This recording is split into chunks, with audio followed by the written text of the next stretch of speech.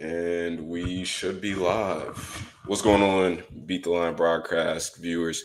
This is BTL broadcast UFC 321. Key Three Picks making his hosting debut here on this card, big pay per view card. I'm ready to answer a short notice call. Feeling like Dan Ige right now. We got my boy MMA prediction guru's first time on the show. How you feeling, bro? Yeah, man. Thanks for inviting me on. Like we were just talking about, me and Dravi did a show a while back, so good to be on another panel with him. And then first time with you, man. First time hosting, so good stuff. And I couldn't, not say what. Or first thing I'm not gonna say is R.I.P. to Peg, man. So I know it's a little bit of a damper show, but nah, man. In reality, hopefully I can come back on when he's on, and we could do another stream and. He'll be on too. But yeah, man, excited to break this card down. I think it's a pretty good pay-per-view. So you're muted, Key. Here we go. But Drop, how are you feeling? Last week you had a slight profitable week. How was Vancouver? I know Canadians fans were enjoying that outside of Jazz getting knocked the fuck out at round one. Yeah, the main card was so weird, bro. But what about Charles Jourdain, bro? You know, he's one of my favorite fighters. That was crazy, man. I mean, that was super impressive. I got so hyped when that happened, man. And I mean, the card was, I think the prelims were very good, honestly. But then in the main card, some weird shit happened. So it was like, it went from like a really good card to underwhelming, and you know, a lot of weird shit happening, fucking people over for bets and shit. It's really annoying when those type of reffing happen. You know, it's, you know, we know we're betting a volatile sport in general, but if you had the ref that doesn't do their job and the judges that cook people over, it's kind of, you know, I don't want to see that. So maybe we see that again this week, though it's on Abu Dhabi, but we're going to talk about it. It's a good card this week. I'm excited to talk about it with Guru for the first time on the podcast. Yes, sir. But like you were saying, Charles, he's looking like a problem, man. I mean, that's like back-to-back submissions against guys that, you know, haven't gotten submitted in like 10 plus years. I think Henry had never gotten submitted, so. No, Henry never was finished before, so that was very impressive. Yeah, that was huge. Black belt. Yeah, that guillotine, man, he's really good with it. But, bro, that was a KO. That was Davey Grant first time being KO ever for me. I don't care. Yeah. He's just a tough guy, man. He's so tough, bro. But yeah. All right, real quick. I see all the comments piling up. Okay, to answer all the questions. Drive, did you jump Arnold Allen? Arnold Allen got jumped in Montreal earlier. I saw that. I think he might be joking, but I didn't. That's funny. We got, what is this I'm hearing? Peg was fired. Did y'all really let him go on feet? We put him on suspension for there was an excessive amount of feet being shown last pod, so he was put on suspension. 1 week suspension. 1 week suspension. He got to sit this one out. Vancouver car was full of Dogland bombs. That was crazy. Drive was able to snipe that Usry line. Everybody was hating on that shit. Usry whooped his ass like he stole something. That was a sick read for sure. Yeah, that was crazy. Vancouver card killed me. I have to stick to only two bets for card. Yeah, Luciano and who else I have?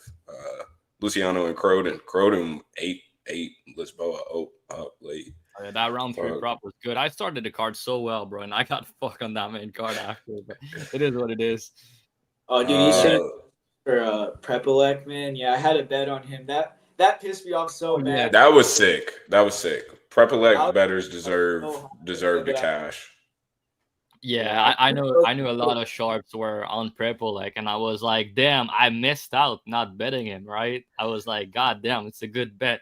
And Chudober came on like a maniac in round 3. You got to respect that, but that was kind of crazy. This is 100% why Peg couldn't make the show. In all seriousness, Peg is not fired. He is not retired or any of that. He couldn't make this show due to some work stuff. The BTL broadcast will not be BTL broadcast without the original 3. So there will never be any substitute for Peg. He is always going to be a part of the show here. Let's see here. I hope Volkov. Yeah, there's a lot of Volkov backers. Croden, big time CLV. Yeah, Peg true. does look different. We have Peg's Italian cousin on today. So yeah, there's that. Fire Dan. Oh, Yeah, Dan was crazy. Oh, It was that's- insane.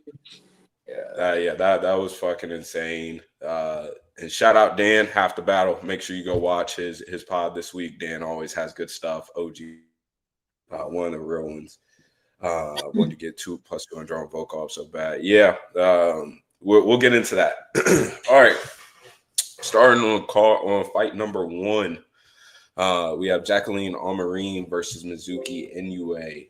We have Amorim coming in at a -400 favorite, and we have Inoue as +330 dog. I'll go first on this low-level women's MMA. You know, it's my time to swing. I believe here that Amorim probably gets it done. I'm not very high on Amorim long-term, honestly, just because we haven't seen anything since the Sam Hughes fight outside of her just completely wrecking girls who can't grapple or not on her level grappling-wise at all. So I do think that she gets it done here. Mizuki is not bad. I actually think the Mizuki, with a little bit more activity, probably could have had a decent UFC career. She has skills, has decent movement, decent boxing, and I think that she's a solid fighter. I know she's run around. If you're a low-level women's MMA guy, then you probably have seen her run around. There's a Japanese wrestler. I forget her name. I believe she fought in the UFC at one time. The Mizuki's working with consistently. To what I know, she's not at Serra-Longo anymore. And over there in Long Island, she is in Japan, I believe, training full-time. So I don't know how serious she's taking her career. I'm not sure. On some of the outside stuff, we know that she came into the Goldie fight, her most recent fight, back in 2023, which I actually played her KO at like +1600 there. But I think that she came in that fight after two years off, I believe, after knee surgery. So another big time layoff. And now they're trying to get Amorim a layup spot here. So I'll kick it over to MMA Prediction Guru to give us his thoughts on this one. Yeah, man, I kind of echo your sentiments on it. A lower level fight with Amorim, it's just she's unproven, right? Because in the Sam Hughes fight, the only fight where she fought someone that knew how to grapple, like you're saying, she pulled guard in the second and third round and just laid on her back and lost the fight. And Mizuki, I mean, she's only 31, but that's a little deceiving. Like, there's similar ages, but Mizuki went pro at 16. She's like fought Alexa Grasso and Carolina and all these girls in Invicta. So she has like a lot of miles on her.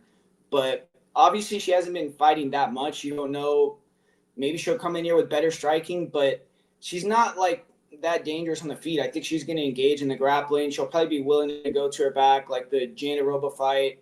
And I don't know if Amorim's going to finish her, though, or anything like that. That's kind of what I'm thinking maybe is the overs, because in a way, you know, I don't think she's just going to get submitted super easily. So what do you think, Javi? You think she could get subbed, or what are you thinking? I don't have a good read on this fight, honestly, because I don't think Inoue has ever been finished, right? Correct me if I'm wrong, but I don't think she's ever been finished. She's a tough girl, man. I mean, if you go back and watch the Virna fight from back in the day in LFA, it's 5 rounds, and she's getting mauled, man. I mean, her face is not looking good. She's getting grapple fucked, basically, and she can do anything, but she still survived, and, you know, she didn't get finished against Lemos when Lemos wasn't doing her thing, right? So I do think she's durable. My worry are 2 things. First of all, the layoff. You know, last fight is in 2023, but the fight prior is 2020. You don't like to see that. And I'm going to shout out James, Lucas's MMA. He pointed that out on his YouTube. I think it was interesting. I don't know if you guys remember, but Inoue used to have some eye problem back in the day. And she posted a picture on Instagram. I think it was like from last month or something, where she had something on her eye, the same eye that I think she injured before. So it's like maybe she had an operation or something on her eye, but she deleted that picture. So that's kind of interesting. And then you have the layoff on top of that. So I don't know what to think about it. Maybe it's not going to affect the fight or anything at all. But Speaking of, if this is true, her coming off of another knee surgery, I mean, athletically, she has to be washed at this point if you're talking 4 knee surgeries. And Guru makes a good point. Her turning pro at 16, I mean, the amount of miles on her body at this point. She's says 31, but I mean, in fight years, she's much. Exactly. Yeah, She I was, mean, she had hype at one point, like versus Lemos, the line was like super close. So obviously now you could see like how much she's deteriorated, like in the eyes of the market, you know. yeah, and for the total, it's kind of tricky for me because we have Amorim who's 100% finish rates, and we have Inoue who's never been finished. So it's kind of a tricky total for me to gauge. But honestly, I think Amorim is going to get her down, and if she does, I think she can maul her on top. I have some concerns about her cardio and when the fight extend, but I do think she's going to get to dominant position. So I kind of lean to her finishing, especially because she's a big favorite. And then the layoff we just talked about, and every you come back and look very, very bad. If that's the case, she's gonna get finished. So I guess I'll lean under. But yeah, I don't have a strong take on this one. I think Amorim should get her done. Career trajectory is way different from both of these girls, and she's obviously the girl the UFC is trying to push. She's looking good and shit. If you look on Instagram, they're trying to push that and market that. Her and Mackenzie Dern on the same card. The UFC is loving that. I don't think that it's a coincidence that they put Amorim on Dern's card. But yeah, I agree here. I think Amorim should get it done. I'm not running to parlay her due to the fact that I want to see her get extended and face some more adversity. And I do think that there's potential that could happen here, but I do think that she probably gets it done here.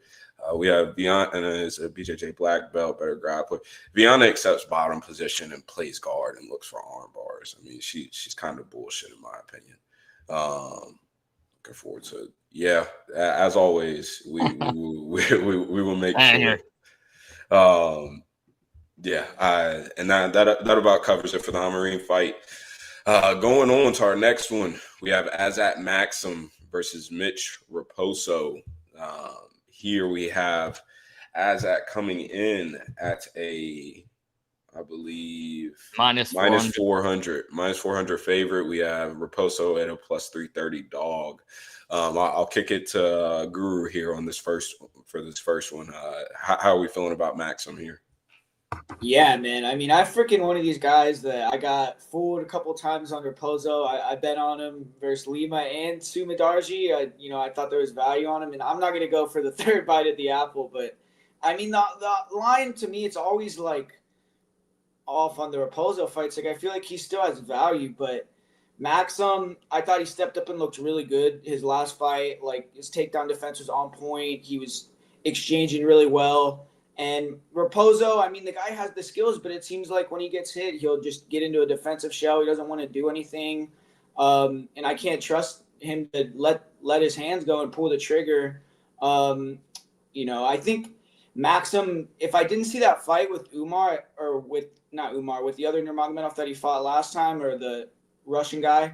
Tagir, yeah. Tagir. I would think Mitch maybe could take him down, but after seeing that, I don't think so anymore. So I don't know. I'm leaning towards Maksum winning this one, maybe even finishing, but I don't want to bet on him finishing because I could see him hurting Mitch and then Mitch just kind of not fighting and coasting to a decision loss. So, yeah, I mean, I think Maksum, probably the price is like pretty accurate, but yeah.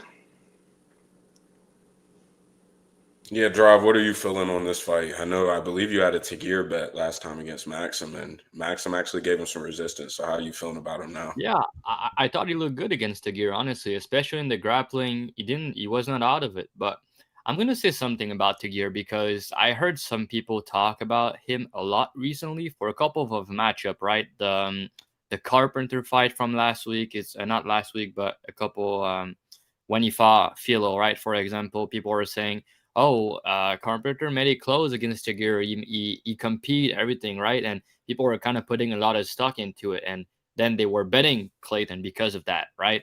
And now the same thing's kind of happening with Azat. It's like people are saying, yeah, but he competed. He made it close and to a decision. But I'm looking into Tagir, and when he's not finishing, guys, Nascimento, Bruno Silva, Tim Elliott, Maksum, Clayton, all these fights are kind of close fight when you go the distance, right? He's not gonna like run over people over 15 minutes. That's not really his style, unless you find a choke on you. So I feel like that's something people always talk about recently. I just want to point that out a little bit. I think Maksum is good, honestly, and I think that he can finish this fight. And I think if he does cover his price tag, that's probably how he's gonna do it. The front choke that he has are kind of crazy, man. I mean, the fact that he was rocking Charles Johnson all over the place and adding in that front choke was pretty nasty. And I've seen Raposo submit before, taking down before against, Jake Adley's not that good of a fighter, in my opinion. I think Maksum is a better grappler. So I do think Maksum can maybe hurt him and can maybe submit him. So, and yeah, Raposo is going to probably shoot takedown. He does in almost every fight. And if he tried to do that here, I don't think he's going to have success. That could open Maksum's submission. So I kind of lean Maksum getting maybe a finish, but they're kind of onto it. I was expecting a better number. He has 3 fights in the UFC, all win the distance. And he's a big favorite. He's 1-2 in the UFC. So I don't really want to play him at this price, but I do think he should get it done. And he's kind of live for a submission. So I'll wait and see what they offer on commercial. What do you think about this sub, Key? Do you think it's live at all? Or? Yeah, I think I could see him. I think sub is probably the look, in my opinion. I can see Raposo shooting. But honestly, I agree with with both of you. I'm not really sure what Raposo does here. Like, his wrestling isn't good on top or have real top control here. And on the feet, he's kind of just like bonk or bust. So I think that in this type of fight, I think that this is sort of a layup for Azat. I'm not running to parlay him because we've seen him drop the ball before. But I do think that this is kind of a get-right fight after. I believe he did take that fight against Tagir on short notice. And so this feels like the UFC sort of throwing him a bone after a tough run so far. So I think Azat gets it done pretty cleanly here. Let's look at our comments. Azat hurting CJ is so impressive. I do agree. Yeah, I could see that. Well, I agree with that, as we didn't see the feet for Amorim. And I can't guarantee you that as the host. I fear that you're going to have to wait till next week for Peg to come back. As at ITD, you already know who's running the parlay, Amorim, Peg. Yeah. All right, on to our next fight, boys. We have everybody's main event, your favorite fighter's favorite fighter, Chris Barnett versus Hamdy Abdelwahab. I know Drav is tapped in. Been looking at some Cyril Gane tape. You have to be happy that Hamdy is in the training camp of Cyril Gane, giving him some great wrestling looks. So, Drav, I'll let you go first here. How do you feel about Hamdy? I've listened to an interview of him. I'm going to talk about it because I think it was interesting. He was saying basically he was working. He was not falling into MMA until his last fight. That's his first full training camp that he has. He used to work every time, and he was trying to training in between. So now he's like he quit his job. He's falling into MMA. He's gonna probably live in Dubai now and shit like that. So the guy is serious now into fighting, and you kind of love to see that.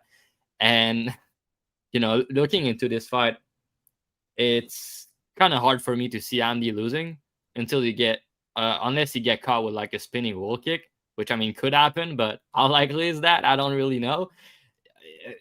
Man, I mean, Hamdy has some power for heavyweight. He hurt a lot of guys, and I think that if you want to get a takedown here, that's gonna be free. But I have some just weird feeling about playing this fight because, I think Hamdy is a good parlay piece potentially, but then it's just nasty to click it, But I do think he should get it done probably by finish, but I'm not too confident because remember the fight in Abu Dhabi and some people get more tired in this part of the world. So if we don't see a finish after like 6-7 minutes, I could see it being like a really sloppy fight.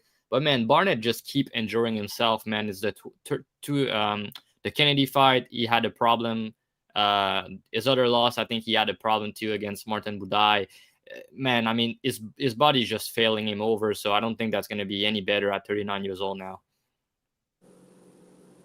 Yo, picture the guru. How do you feel about Hamdy in this spot?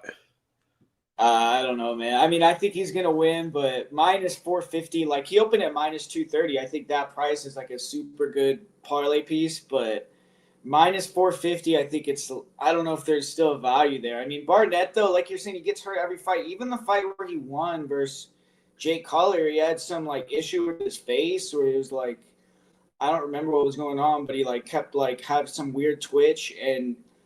But the thing is, though, like you said, Hamdy, he has the wrestling background, but he hasn't even attempted a takedown in his last 2 fights.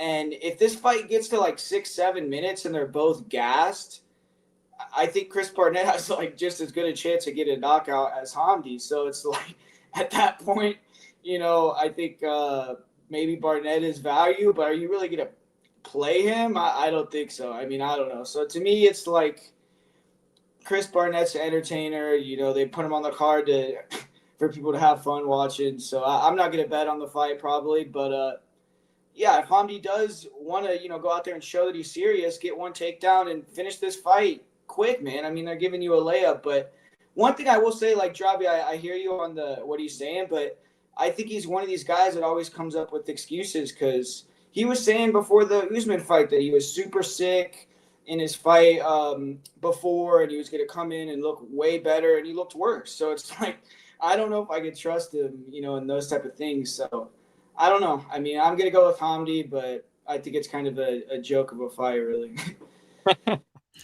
Yeah, I agree here. I think the King of Egypt probably gets it done.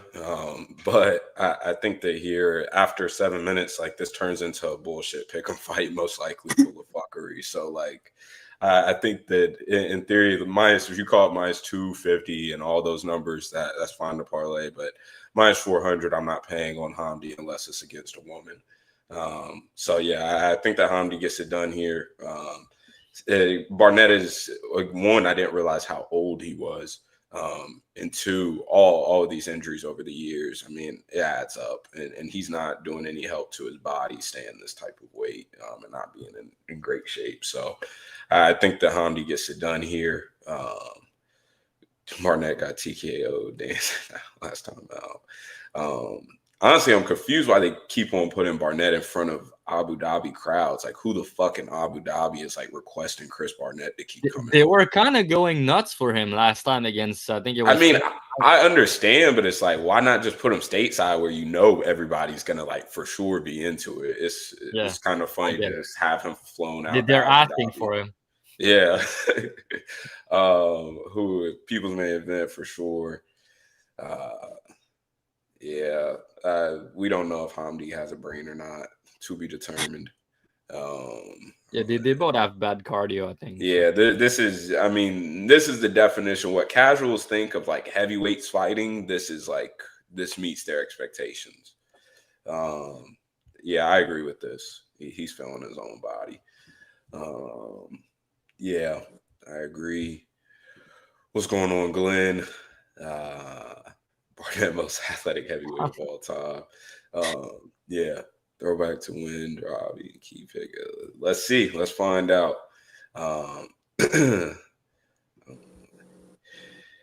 Yeah, I mean, Barnett's forever immortalized as a legend for the wheel kick. That's one of the greatest heavyweight KOs of all time. But moving on to our next fight of the night, we get to a real fight finally. A real fight. We have Jose DelGado versus Nathaniel Wood here. I'll kick it to you, Drav, on this for this first one. We have Wood here, who's been running kind of hot. Beat your boy Charrier last time out. Looked really good and slick in some boxing exchanges.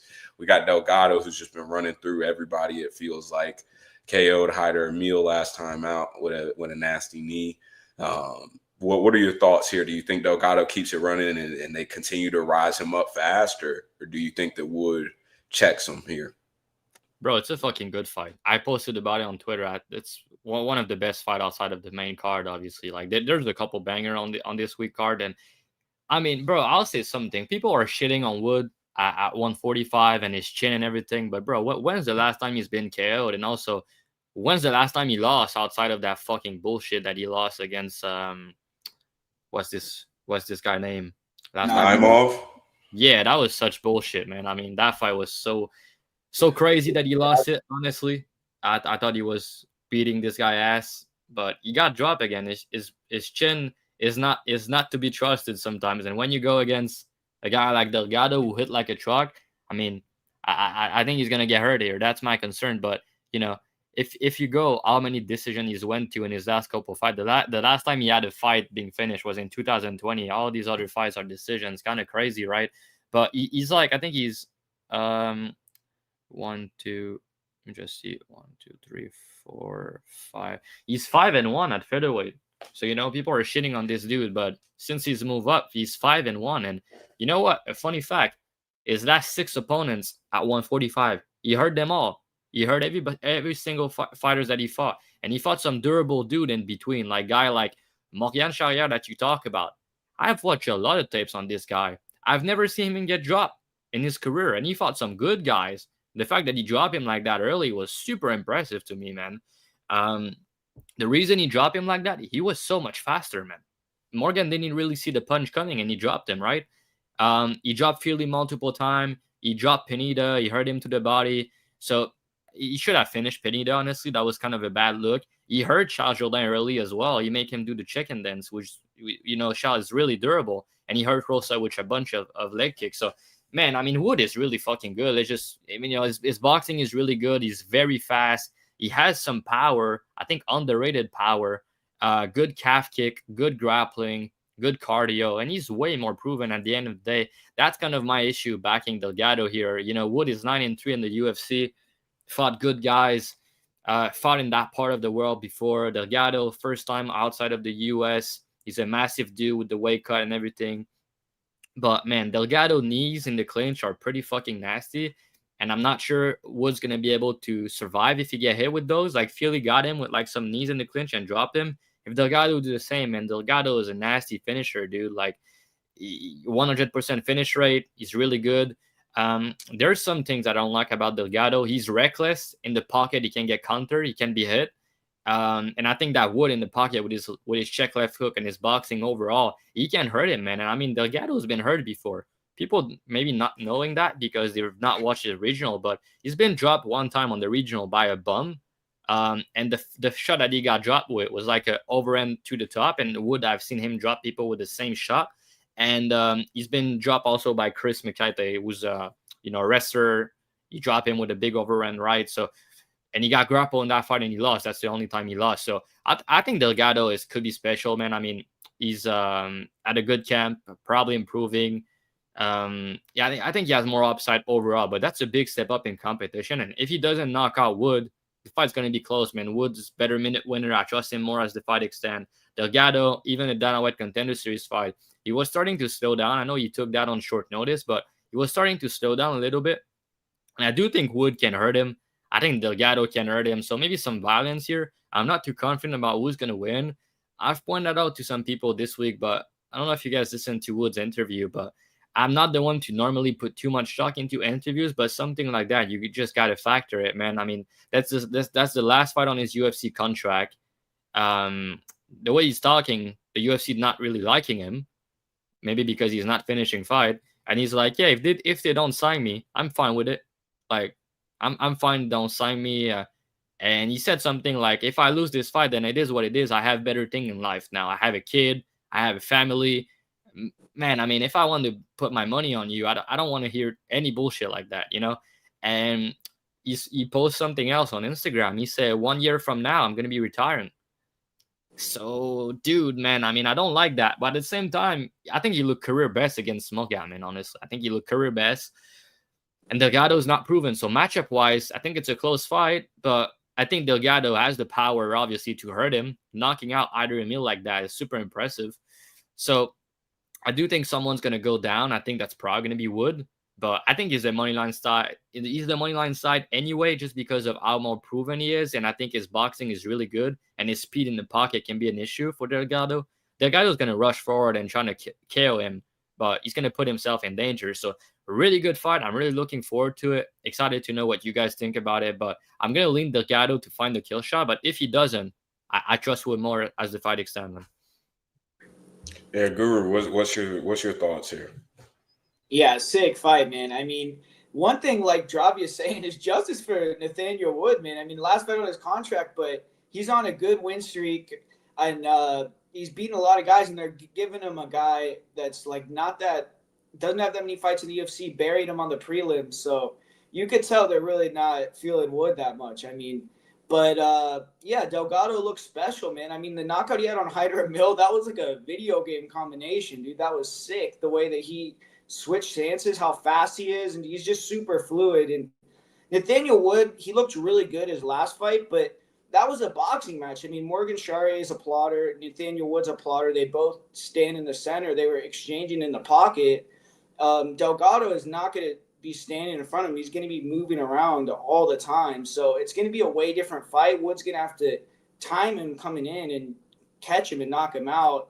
And it's going to be just that type of battle, like a timing battle, because I think whoever catches the guy first is probably going to finish. I mean, with Wood, though, the thing is he lets people off the hook a lot, and DelGado's good at surviving, and if he hurts Wood, he's not going to let him off the hook. I think he'll finish him, man. So that's why I'm more leaning towards DelGado. I feel like the same thing with Wood. I mean, I think he could be in his head, like, especially with the stuff that Dravi's talking about. I mean, the UFC, it looks like they're trying to set him up with this guy.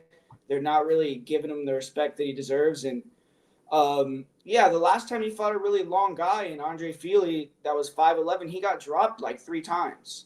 So if Fili could drop you, I think that DelGado could definitely drop you and maybe get you out of there. So I'm going to go with DelGado, but yeah, it's similar to the Nasrat versus Killian fight in a way, right? Where Nathaniel Wood has more UFC fights than DelGado has fights total. So same thing in like that type of fight where the experience could play a factor, but I'm going to go with the younger dynamic guy with DelGado. Yeah, and you point out a good point about the finishing. One thing I realized every time when he dropped guys and he goes for the finish, he follows them to the ground. I don't know why he does that. That's one of the reasons he's not finishing them. And like you said, DelGado, if he hurt him, he's gonna go for it, man. He's gonna go for it. And another thing I didn't mention about his interview, he said, I do really well with tall guys. I have a bunch of tall guys in my training camp, guys with like 6'1", 6'2", and I love to fight guys like that. He says, like, I'm better fighting taller guy with my boxing than smaller guy. So I don't know, but that's what he said. Gotcha. Yeah, I think here, I think that they're sending Wood to the desert to die. There's no tombstones in the desert.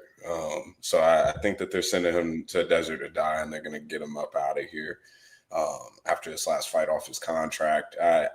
As Drob mentioned, he said everything you don't want to hear when you're backing a fighter. I think that this is obvious that they're trying to high roll DelGado. And I think, honestly, that eventually this will be too much too fast for DelGado. I don't know if he gets bit in the ass here, but within these next 2 to 3 fights, if they keep on trying to high roll him like this, I think that we're going to see this hype train come to an end. I think that here, DelGado is just too big, too strong, too fast. I think that the physicality difference is going to be major here. And Wood is just allergic to finishing people. I mean, just absolutely allergic. I had round 2 and round 3 against Pineda, and I was like literally licking my chops at the screen, feeling like, oh, this is the easiest cash in the world coming soon. And the guy goes on to take Pineda to fucking decision. And Wood technically is like sound. He fights. I mean, it's beautiful, but it's just not. He's not finding finishes.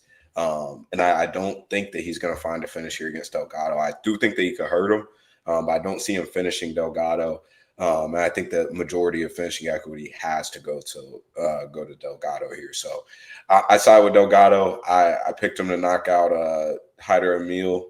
I think that he gets another one here, but beware. I think that he has some tendencies, as Rob mentioned, being reckless in the pocket. It's going to come to bite him in the ass sooner or later. And I think if they keep on high rolling him, it's going to happen pretty soon. So yeah, DelGado is the pick here. Let's take a look at our comments. Inoue has auto shut off. Yeah. I got ITD. Okay. Yeah. Rob, Who's that? Who is that? Who is that guy? Let's see. Yes, sir. Hit the like and subscribe. Make sure you like and subscribe. Let's see here. Yeah, that will be sick. We want that 1K before the end of the year. If it's at the end of the show, then we'll be blessed. Yeah. For the end of the year. If we get into the show, I'll do a crazy ass giveaway or something. Let's see. Yeah.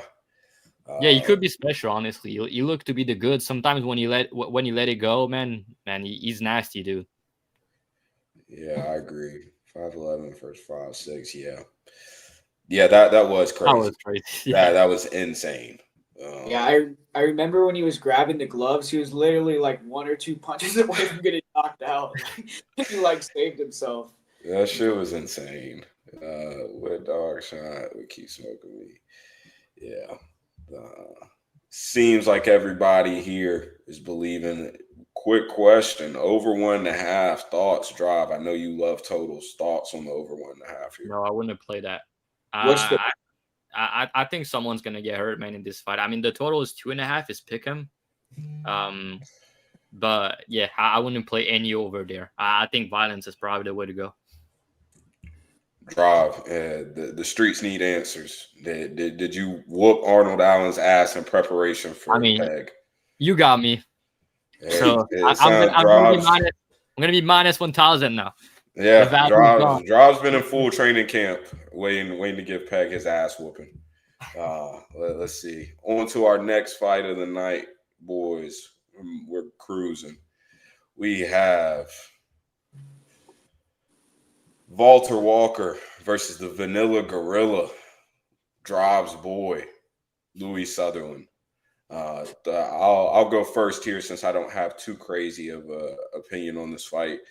I think Walter Walker memes his way into another bullshit. I can see heel hook potentially. Southerland is just kind of mid to me overall. I said it the fight week he was supposed to fight Tafa.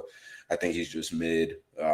And surprisingly, for a heavyweight standards, just does not, based off of his build, does not match the athleticism that I expected to see on tape. So I think Walter gets it done. I'm not looking to parlay Walter. Walter seems like a guy, he's continuing to just go out there and kind of YOLO it and just run at guys, look for a heel hook, look to throw bombs. And that's bad process at minus 310. I'm not looking to back that in a heavyweight fight. So I think the Southerland, from a money line perspective, it probably is dog or pass here. So I'll kick it to Guru. He was talking to me pre-show and had some feelings about this fight. So Guru, tell the people how you feel. Yeah, man, I'm gonna go with Louis Southerland in this one. Just as the pick, I think that he's good value at plus 260, plus 275 because you look at Walter Walker. I mean, he's getting these quick heel hook wins, but he's fighting guys with no grappling. And Louis Southerland, I mean, I've seen him attack leg locks himself in fights. I've seen him get up off bottom, survive some bad positions versus black belts, other black belts. So I don't think he's terrible on the ground. And on the feet, he's a lot better than Walter Walker. I mean, we've seen no striking from Walker outside of the Rebecki fight where he just looked atrocious. The Tafa fight, his striking looked really bad in that fight as well. I mean, Southerland, I don't think he's like a world beater, but good leg kicks. It seems like decent boxing. He can put numbers together, which I think if he could defend a couple of takedowns, get Walker backing up, he could land some hand combinations. And Walker did, lose some weight. Like he was 265 when he gassed out in his fight with Rebecki. So maybe he'll have some better cardio here. He's like 240 now, but he hasn't proven that. I think Southerland has proven he has better conditioning over 3 rounds, and he has a decent sprawl. I mean, if he doesn't just get blanketed here or submitted really early in the fight, which you'd think after the, second time, third time you see the freaking same setup for a heel hook, you're going to be able to defend it with your coaches. So, I mean, eventually that's not going to work anymore. And I think Southerland could get it done here. So I like the price. I mean, if it was even money, I would go with Walker. But, I think at these odds, I think that Southerland has value for sure. Yeah, Drive, how do you feel here? Does Walker get his 4th heel hook and continue breaking history at the heavyweight ranks? Bro, honestly, I have no idea what's going to happen here. I don't have a good read on it. I mean, I think Southerland can win, especially if he extend the fight. But like Guru mentioned, I don't know. Walker lost a ton of weight since he lost his debut, and he's in way, way better shapes and probably improving. He's still young for heavyweight. So I do think his striking and his cardio is probably better than what we've seen in the Rebecki fight. But, I mean, it's just hard when you have a guy that has one of these moves at heavyweight. These guys are not used to those type of move, man. I mean, just look at Jailton Almeida, man. I mean, he's a good grappler. It's different, but nobody has an answer for it, right? He's just taking those guys down, and they don't have an answer. I just think Walker has his thing, and he said that he has like 2 or 3 different setup of his heel hook, and obviously he knows what he's doing with that because people are tapping quick. Even Kennedy, man, he starts screaming so loud right away, so he knows what he's doing, and if he gets Southerland in a heel hook, I mean, I'm not sure I can trust him to survive, but like you said, he fought some good grappler. My problem with that is he lost to all of them. So that's why I can't really bet him. Walker is a massive dude, and he can probably take him down. What the fight look like on the feet and when it extend, that's where I'm not too sure about. But yeah, it's just a pass for me overall. I think if Walker doesn't get a round 1 sub, I think it's gonna go the distance.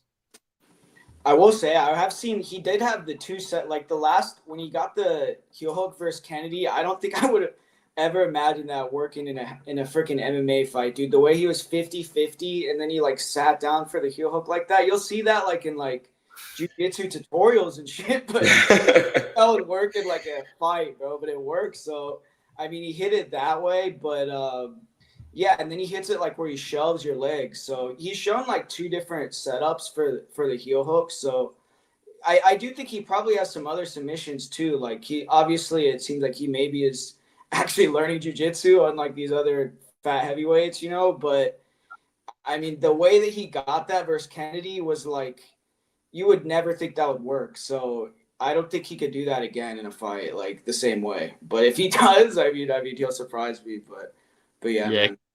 He still have some PTSD about that. Yeah, no comment. Anyways, Walker's on all the Johnny juice. Johnny Walker's backer stand up. Prediction guru is sharp. Absolutely. We only bring on sharp guests. That is for sure. Yeah, he is deflated now compared to those pictures. So when Daz and Dixon are keeping Peg's legacy alive in chat. Don't worry about that. What's up, Cody? Friendly reminder. Yes, we were there. Louis live. I agree with this. I think that you see what happens in the first 2 minutes, and I think that gives you a good idea of how this fight is going to play out. I agree. If Walter's pulling for heel hooks and shit and wasting energy on insane huge movements, then I think that it's definitely a good time to hop in on Louis live if he can survive. Yeah, he does not. He does look deflated. Yeah, 4th heel hook is definitely live here. Yeah, complete pass. I think that's the way here. It looked like they're trying to set that up, bro. They're trying to make him go. That's what I don't like. Let me see if the news was true. Yeah, Peg is under a bridge in fucking Connecticut right now, staring at feet pictures. He had to take a break after losing. Somehow managed to lose money, even though he got Manon at -155. He still managed to lose money on that fight by playing jazz spread. So shout out to Peg for a legendary loss. And remember last week he was talking about Bikoyev blast double leg takedown, how that's gonna work and how easy it's gonna be. So he's still recovering from that, but he will be back. He will be back next week. Yeah, Peg's just got to go see a therapist next week. Those blast double worth the take, Peg. Yeah, he'll be back. Next up, moving on, we have Abdul Karim El Selwady versus Mateus Camilo.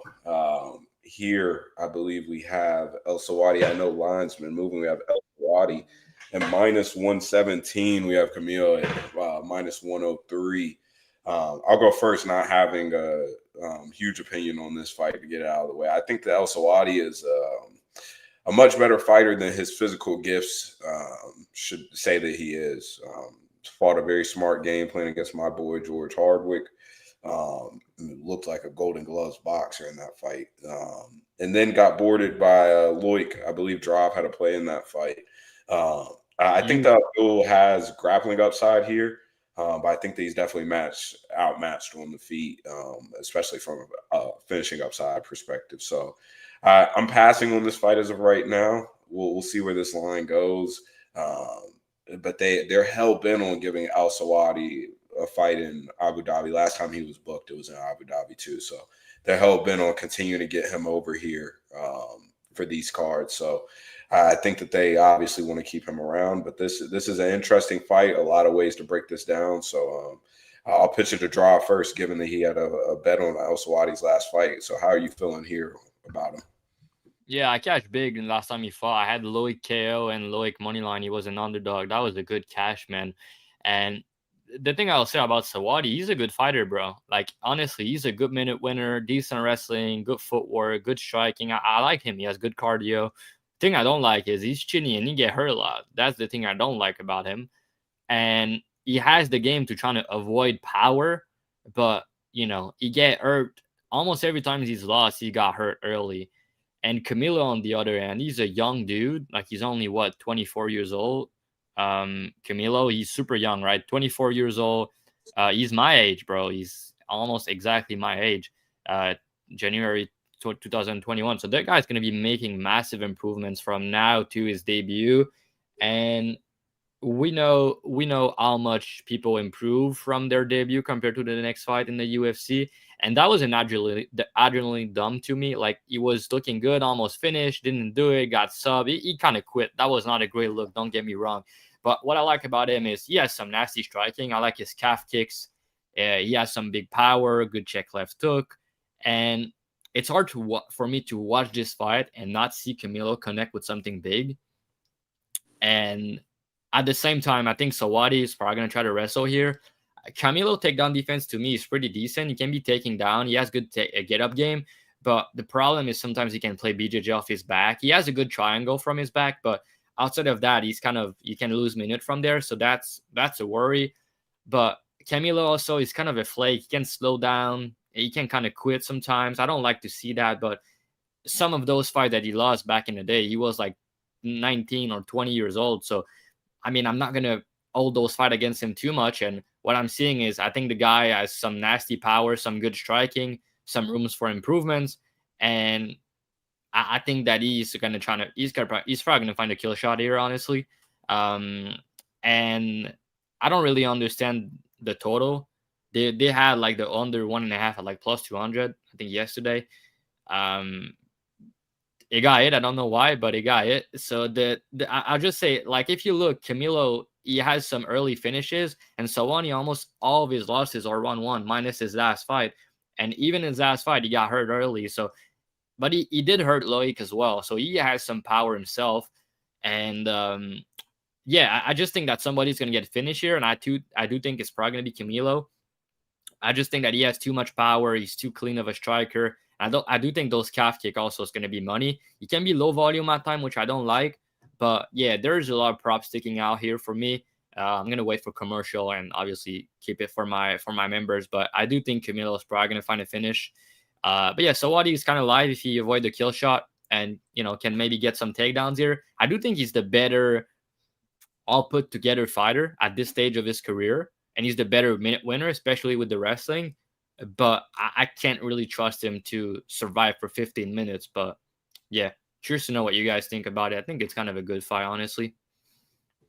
Yeah, Guru, how do you feel about this fight? Yeah, honest, I don't have a great read on this fight, to be honest with you, because I feel like Camilo, like Dravi was saying, I think he's better on the feet. Like, he's more athletic. He definitely is the heavier hitter, and I see the leg kicks landing. And with Camilo, like his last fight, when Gabe Green was on the back foot, he couldn't really land anything on Camilo. Camilo completely dominated the first round, but in round 2, when he got pressured, he immediately went for the takedown. So I think he doesn't really like fighting off the back foot. But in this matchup, Kareem Abdul-Selwady is always moving backwards. Yeah, so, exactly. I was about to say. Yeah, so I don't think he's going to pressure him. If he does pressure him, you know, there's the chance for the knockout for Camilo for sure. But the one thing I'm worried about, like with Camilo, is I think one takedown could change the fight because he could gas out. And then we saw in his last fight, man, he went for he was in mount. He went for the triangle from mount, lost the triangle, and then within 5 seconds later, he had his back taken and was tapping out. So it's like, if they're on the mat and, you know, he geds tired at all, and Selwady can kind of keep it flowing, he could submit him, and Camilo, I think, has been submitted in all 3 of his losses. So that's, I think, maybe a good hedge prop. And then, go with the Camilo KO and, hopefully violence happens, man. I kind of think both guys has their path to victory. And I think it's probably going to be a finish. But the thing with Selwady, like why I lean more towards Camilo, is I think he only has like 1 or 2 submissions in his whole career. So he's not like a guy that's going to probably capitalize like on a moment really quick. Like Camilo will have to totally gas out. So, and he's going to have to get it to the ground. So I just think Camilo probably will find the knockout, like Dravi said. But I do think he's a little bit of a flake. Like if Selwady gets 1 takedown, the fight could change on a dime, So, but yeah, I'm gonna lean with Camilo though. Yeah, I like it. This is Champ brought this up, and looking into Camilo's Instagram, he did have a surgery to correct a nasal septum deviation that he's had since childhood. He says, so that's interesting to see. I like to hear that. That's a good thing. Yeah, I think that's a good thing. Maybe we see we see Camilo feeling like DDP after DDP got his shit fixed. Let's see, your fight doesn't go to decision here. Interesting. I wonder what's price on this. That's potentially a decent look. What's going on, Couch? We had Couch on last week, classic episode. So, bro, minus 150 finish only. I think it's good. Yeah, that's solid. We're seeing a lot of fight doesn't go. People are interested in the fight doesn't go. I like to see Peg and Feet Pig rehab. Yeah, prayers up. Make sure. Rest in peace, Peg. Yeah. Go get your boy, dog. Go get Peg from under the bridge. He switched his name everywhere. He switched his name on Discord, on YouTube. He's kind of hard to follow. Yeah, who you feeling like, dog? Camilo, yeah. I think that's a solid line. Moving on, getting into my main event of the week, we have Mateusz Rebecki. Fuck Peg. I get names right around here. Mateusz Rebecki against Ludwig Klein up at 155. We have Rebecki coming off of a absolute war against Chris Duncan, and Klein coming off of a pretty handed, not ass whooping, but just outclassing by Gamrot. I'll go first here. I posted Rebecki as my free bet of the week. I think that here, I think that Klein needs space to operate. If we take a look at, all of the fights throughout his career, at 145 and 155, but every time that he's had to answer the pressure, he's either one, tried to bail himself out with wrestling, and that's absolutely not an option here. Rebecki is definitely the much better wrestler, in my opinion, and has grappling upside in this fight. And Klein is forced to find something big at range. And Rebecki is, there's one thing that he doesn't give, and that's space. This guy's in your face a full 15 minutes. I thought that he was a gasser and a certified gasser after a CDF fight. I think that he's developed into his true calling, which is just a crash dummy. This guy just enters the pocket and looks for violence, and he's shown that he can put it on for a full 15 minutes. In the Oralby fight, he dropped Oralby in round 3, outstruck him. In the Chris Duncan fight, he outstruck Chris Duncan on the numbers, at least, and matched his volume in an insane round 3. So I think that the gassing allegations from Mateusz has to go away at this point. And we haven't seen Klein's gas tank truly get tested in this way since he's moved up to 155. In the Bahamundes fight, whenever things were starting to get a little bit hairy, he was able to bail himself out with some wrestling, and Baja, of course, is willing to play guard. And Jai Herbert fight, you're talking about he got taken down in the open mat and wasn't able to get up for a little while. And I definitely think that we could see that here. And I don't expect Mateusz to be out here wrestling as hard as Gamrot did, but I do think that that's a factor in this fight. And a reason why Klein isn't going to have easy answers to the pressure here. I think that he has to find something big up the middle, whether it be a front kick or a flying knee, or something huge, where a head kick, around the top. I think that he has to find something big within the first 7 minutes, or I think that he gets pressure cooked, honestly, here. I think round 2, round 3, I give a lot of upside to Rebecki here. And Klein, I get it, has looked solid since moving up to 155. But let's take a look here. Roosevelt Roberts, he ran out of ideas and took Roosevelt Roberts to fucking decision.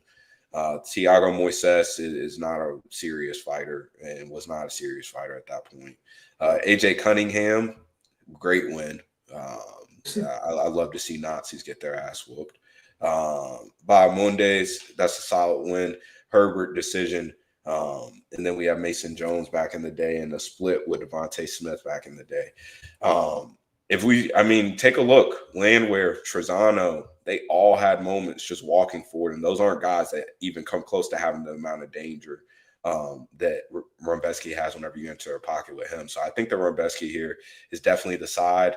I think plus 130 here. Klein has went up to minus 150 right now. I think plus 130 makes sense. I played plus 125. It was not an easy click because I do think that he is coming back a little too early, but I think it's important to note here that if you take a look at the fight, yes, he was obviously getting touched up and definitely dealt with some damage, but I think that looked a lot worse due to where the cut was. The cut made that seem like he just got absolutely killed in that fight, but that was a competitive fight for a full 15 minutes, and he got cut early. So I do think that Klein, I do have worries about cuts for Rebecki here. But in terms of styles, I think that Rebecki is a nightmare style for Klein. So Klein needs to find something big within the first 7 minutes, or I think he gets swamped here. So, Drob, how do you feel about this fight? I'm looking at your bet on Twitter, and I'm trying to see if there's a lot of hate on it because it looked to be the meta, bro. It got a decent amount of hate. Some arguments. That's what I'm seeing right now. You don't want to be on the dog that everybody like and everybody agree with, because sometimes he's gonna get knocked the fuck out. You know how it goes. Yeah, this fight, bro, I pretty much agree with you. I do think the line should be closer. I don't disagree with your breakdown at all. The takedown you've mentioned is a good point. I mean, Klein uses wrestling against good striker when he has to when he doesn't like the pressure, and he's not gonna have that option here. So that's one thing. And then the pressure is a big thing, man. I mean, Rebecki's gonna go for, he's gonna land big shots, and we've seen Klein, man, late in fight, even back in the day, bro. Against Trezano in round 3, Trezano had a guillotine on him. Looked like he was on his way to tap.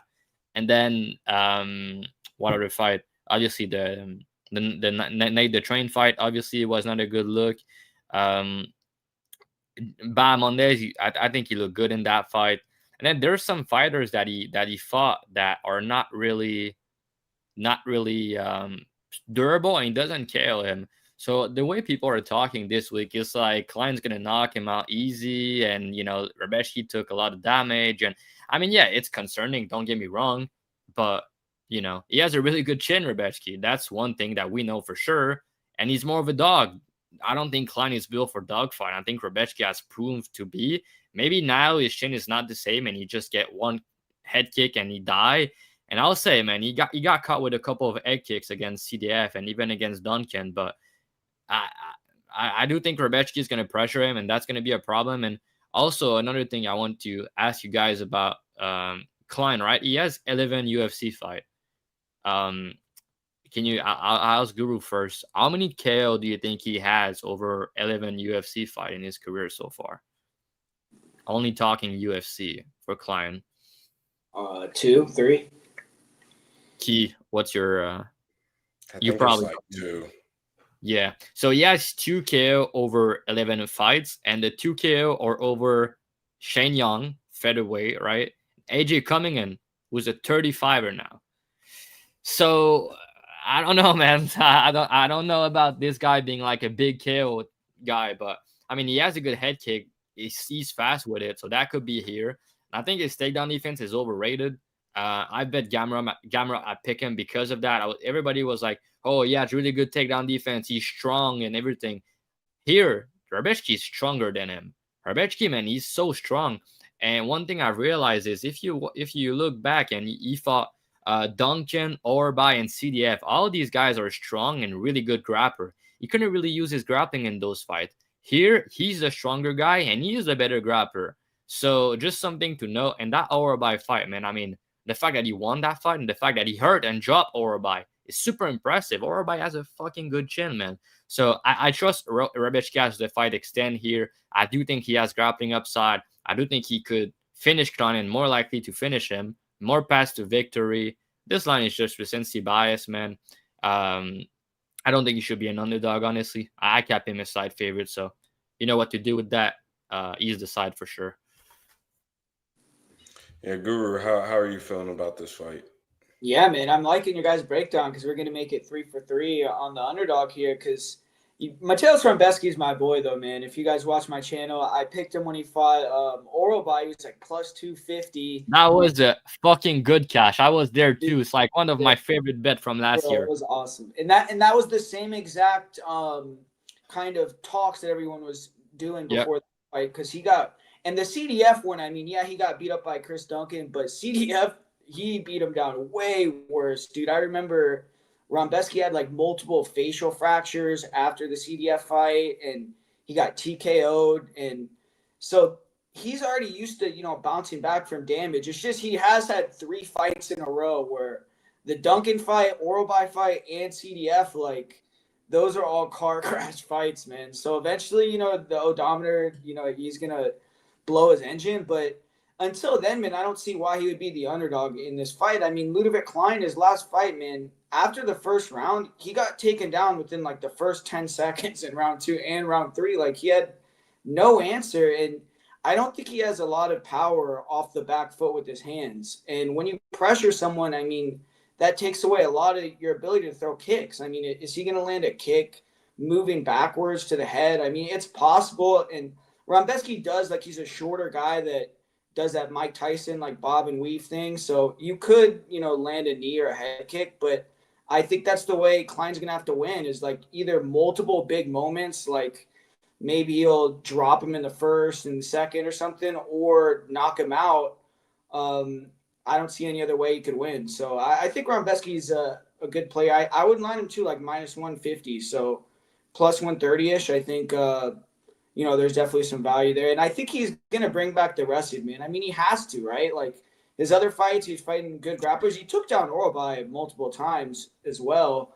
And Klein's wrestling, I mean, yeah, he defended against a lot of these guys. Like, before the Gamrot fight, he had, like, 20 takedowns in a row defended. But I think that kind of got shattered versus Gamrot. Like, I think Rebecki is going to be able to take him down.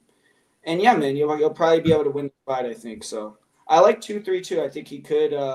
I think he finished someone late in, like, didn't he finish Loic like late in the second round in UFC? Yep. So because of leg kick.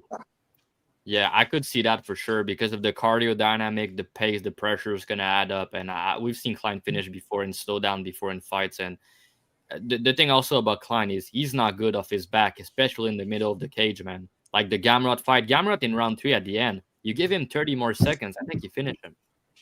You was putting it on him. Yeah, he got into mount in that last sequence. And we all know Gamrot top pressure, top control is not really good. In round 3 in the middle of the cage, Klein couldn't do anything. Yeah. Fight doesn't go. I think that we all kind of like that here. I think that most of Klein's upside is off a huge shot. I don't see how over 15 minutes he proves his price tag to be correct, honestly. Problem with his is he has better top control than I think you're giving him credit for. It's just he's fought literal, like, great grapplers in his last 3. I mean, we know how good CDF is on the mat. But yeah, and I don't think they necessarily have to keep him down. I think he just has to continue to make Klein work, honestly. Legit. They let people die in Abu Dhabi. BSD damn near died in Abu Dhabi. Nobody cared. So I really don't.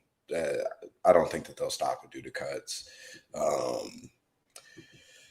Klein has messed up some dudes bad, but kind of finished. Keep in mind also they literally let Orobai and Drive. I think Drive dropped out, but they let Orobai continue in that fight with a completely shut eye. So I'm not worried about them. They let guys fight in Abu Dhabi, that's for sure. Crimes messed up, some dudes bad. Yeah. I think his finishing instincts aren't that great, honestly. I don't think he's too small for 155. The guy's on every steroid known to man. He's fucking massive. Okay, and that sounds good until you have a little Polish gremlin head moving and bobbing and weaving in your face. Yeah, exactly. Yeah, I think it's just due to fight style. So yeah, I think that all the concerns for Rebecki is built around taking this fight pretty quickly after the last loss, and a lot of the damage adding up. Yeah, that's why I'm hoping he wrestles more in this one, dude. Like, take away like that Yeah. out, you know. I think that has to be an emphasis in the game plan. Most likely is to mix it in definitely early. And historically over his whole career, I mean, he hasn't been a fight without getting a takedown. I mean, he's done a great job of mixing it in. It's just he's ran into some great guys who are great transitionally in the grappling department. Unsure what drives. I think his internet or power might have cut off, so we'll be waiting for Drive to come back. But moving on into this fight, Ikram Aliskerov versus Jun Young Park, the Iron Turtle, everybody's favorite. Here, I'll kick it to Guru first. I'll let you go first here. Aliskerov, are we back on the hype train? How do we feel? He's bounced back after the loss versus Rob. Are we back on the train? Is Park being set up here to die? How do you feel here? I don't know, man. I mean, I want to bet Park, but the speed difference is so huge, man, in this fight. Like, Park is just so much slower. But the thing with Ikram that he's had 5 fights, like, under the UFC banner with the Contender Series. He had one where he got the takedown and the submission. All the other ones, he's just out there banging it out, trying to get the knockout. Well, fast 1-2s. The combinations are really good. But if he doesn't finish in the first 6-7 minutes, I think that Park could work his way into the fight just with the ugly, dirty boxing style that he has, throwing the straight punches, using his boxing. But I want you to give me your pick on this one because I don't have a good read on this one, man. I want to pick Park, but something is telling me it's like fool's gold pick. Like Aliskerov might just be too athletic for him. And I think Aliskerov could take him down. Like, if he's really struggling on the feet, it's just if he starts wrestling him and Park gets up, like, is he going to have the conditioning to keep it rolling? But, yeah, man, this is a tough one for me. I'm kind of thinking dog or pass, but curious what you think, man. Yeah, I think that I kind of agree with you from a money line standpoint. Somehow we are, I think, 5 fights or 4 fights into Ikram's UFC career, and I still don't have the answers that I want for him. I still have a lot of questions. I'd like to see him get extended one, but I'd also like to see him fucking grapple. I want to see what his grappling looks like at the UFC level against decent guys. Park, bad look losing to Muniz. And I don't think that his last fight against Nardiev was a bad look, but I thought that he could have done more for what it was worth. I think that Ikram finds a KO early. I have that. I haven't bet that, but I do think that is his only path to covering this price tag. Honestly, if you're backing Ikram, I don't think that you back money line. I think that you go KO here. Park has been touched up before, notably a durable guy throughout his career, but he's been in some fucking fights over time. And Ikram does seem to have the real pop and power. At first, I thought that it was just complete bullshit, but it seems like he has a decent amount of pop. So I think that if you're backing Park here, I think that you might be better off getting in live. And maybe getting a small spot early or pre-fight, but I think that you kind of are hoping that you can find something live. And so Park seems to be somewhat regressing compared to the run that we saw where he was just choking everybody out after one after another and was dancing on guys. It seems like he's regressed a good little bit since that time. So I do think that Ikram gets it done, but I'm not sure what it looks like. I'm going to side with an early KO, but I'm really interested to see what this fight looks like over 15 minutes. So draw back from his computer closing. How do you feel about this fight? It's hard to know, man, because I don't really know what Ikram is going to look like if Park put the pace and the pressure on him in round 2 and 3 like he does, man. He has good boxing. He's way more proven. And Ikram has kind of a weird chin. So not to say Park is like that big hitter, but he can break him, I think. So is Ikram's going to grapple here? I don't really know, but I think he can take Park down if he try. And my problem with Park is he's so hittable, and Ikram does crack. So I think Ikram is live to knock him out. If he doesn't knock him out, my other problem with Park is he doesn't really separate all that much. Sometimes he's in close fight when he doesn't finish, and when he finish, it's lower level guys. So if he doesn't finish Ikram and he's in a close fight with him, now you add the fact that the fight is in Abu Dhabi and Ikram is Russian. So I don't really like that, honestly. So I kind of lean Ikram finish more than anything if I were to bet it, because like I said, I can bet Park, he can still win and get robbed. So, in that part of the world, it's really important because it's one of the plays that it's, we had some fuckery. I got fucked a couple of times, Paul Huge against Usman Nurmagomedov and Carlos Leal over Virna. There's a couple, right? So we know for a fact what that looked like. And if I can't really count on you to finish the guy and your pad is a close decision, I need more than plus 200 to play him. So he's a live underdog. I do understand why people are tempting on him, but I think Ikram is gonna get him. Yeah, I think here. Oh God, Champ is bringing up some real PTSD drive. Yeah, that one. That was fucked up. Dude, even Park, like when he fought in Azerbaijan, his last fight, didn't they let him get nut-shotted 7 times or something, and they didn't take a point or something crazy? Yeah, it ended up because scorecards went to 26-29 or 25-29. It was some crazy shit because he was Marty was nut-shotting.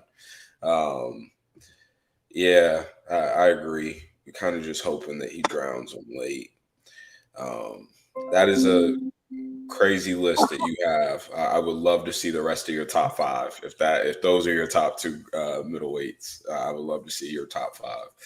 2-3 Park drowning. We could be. Yeah.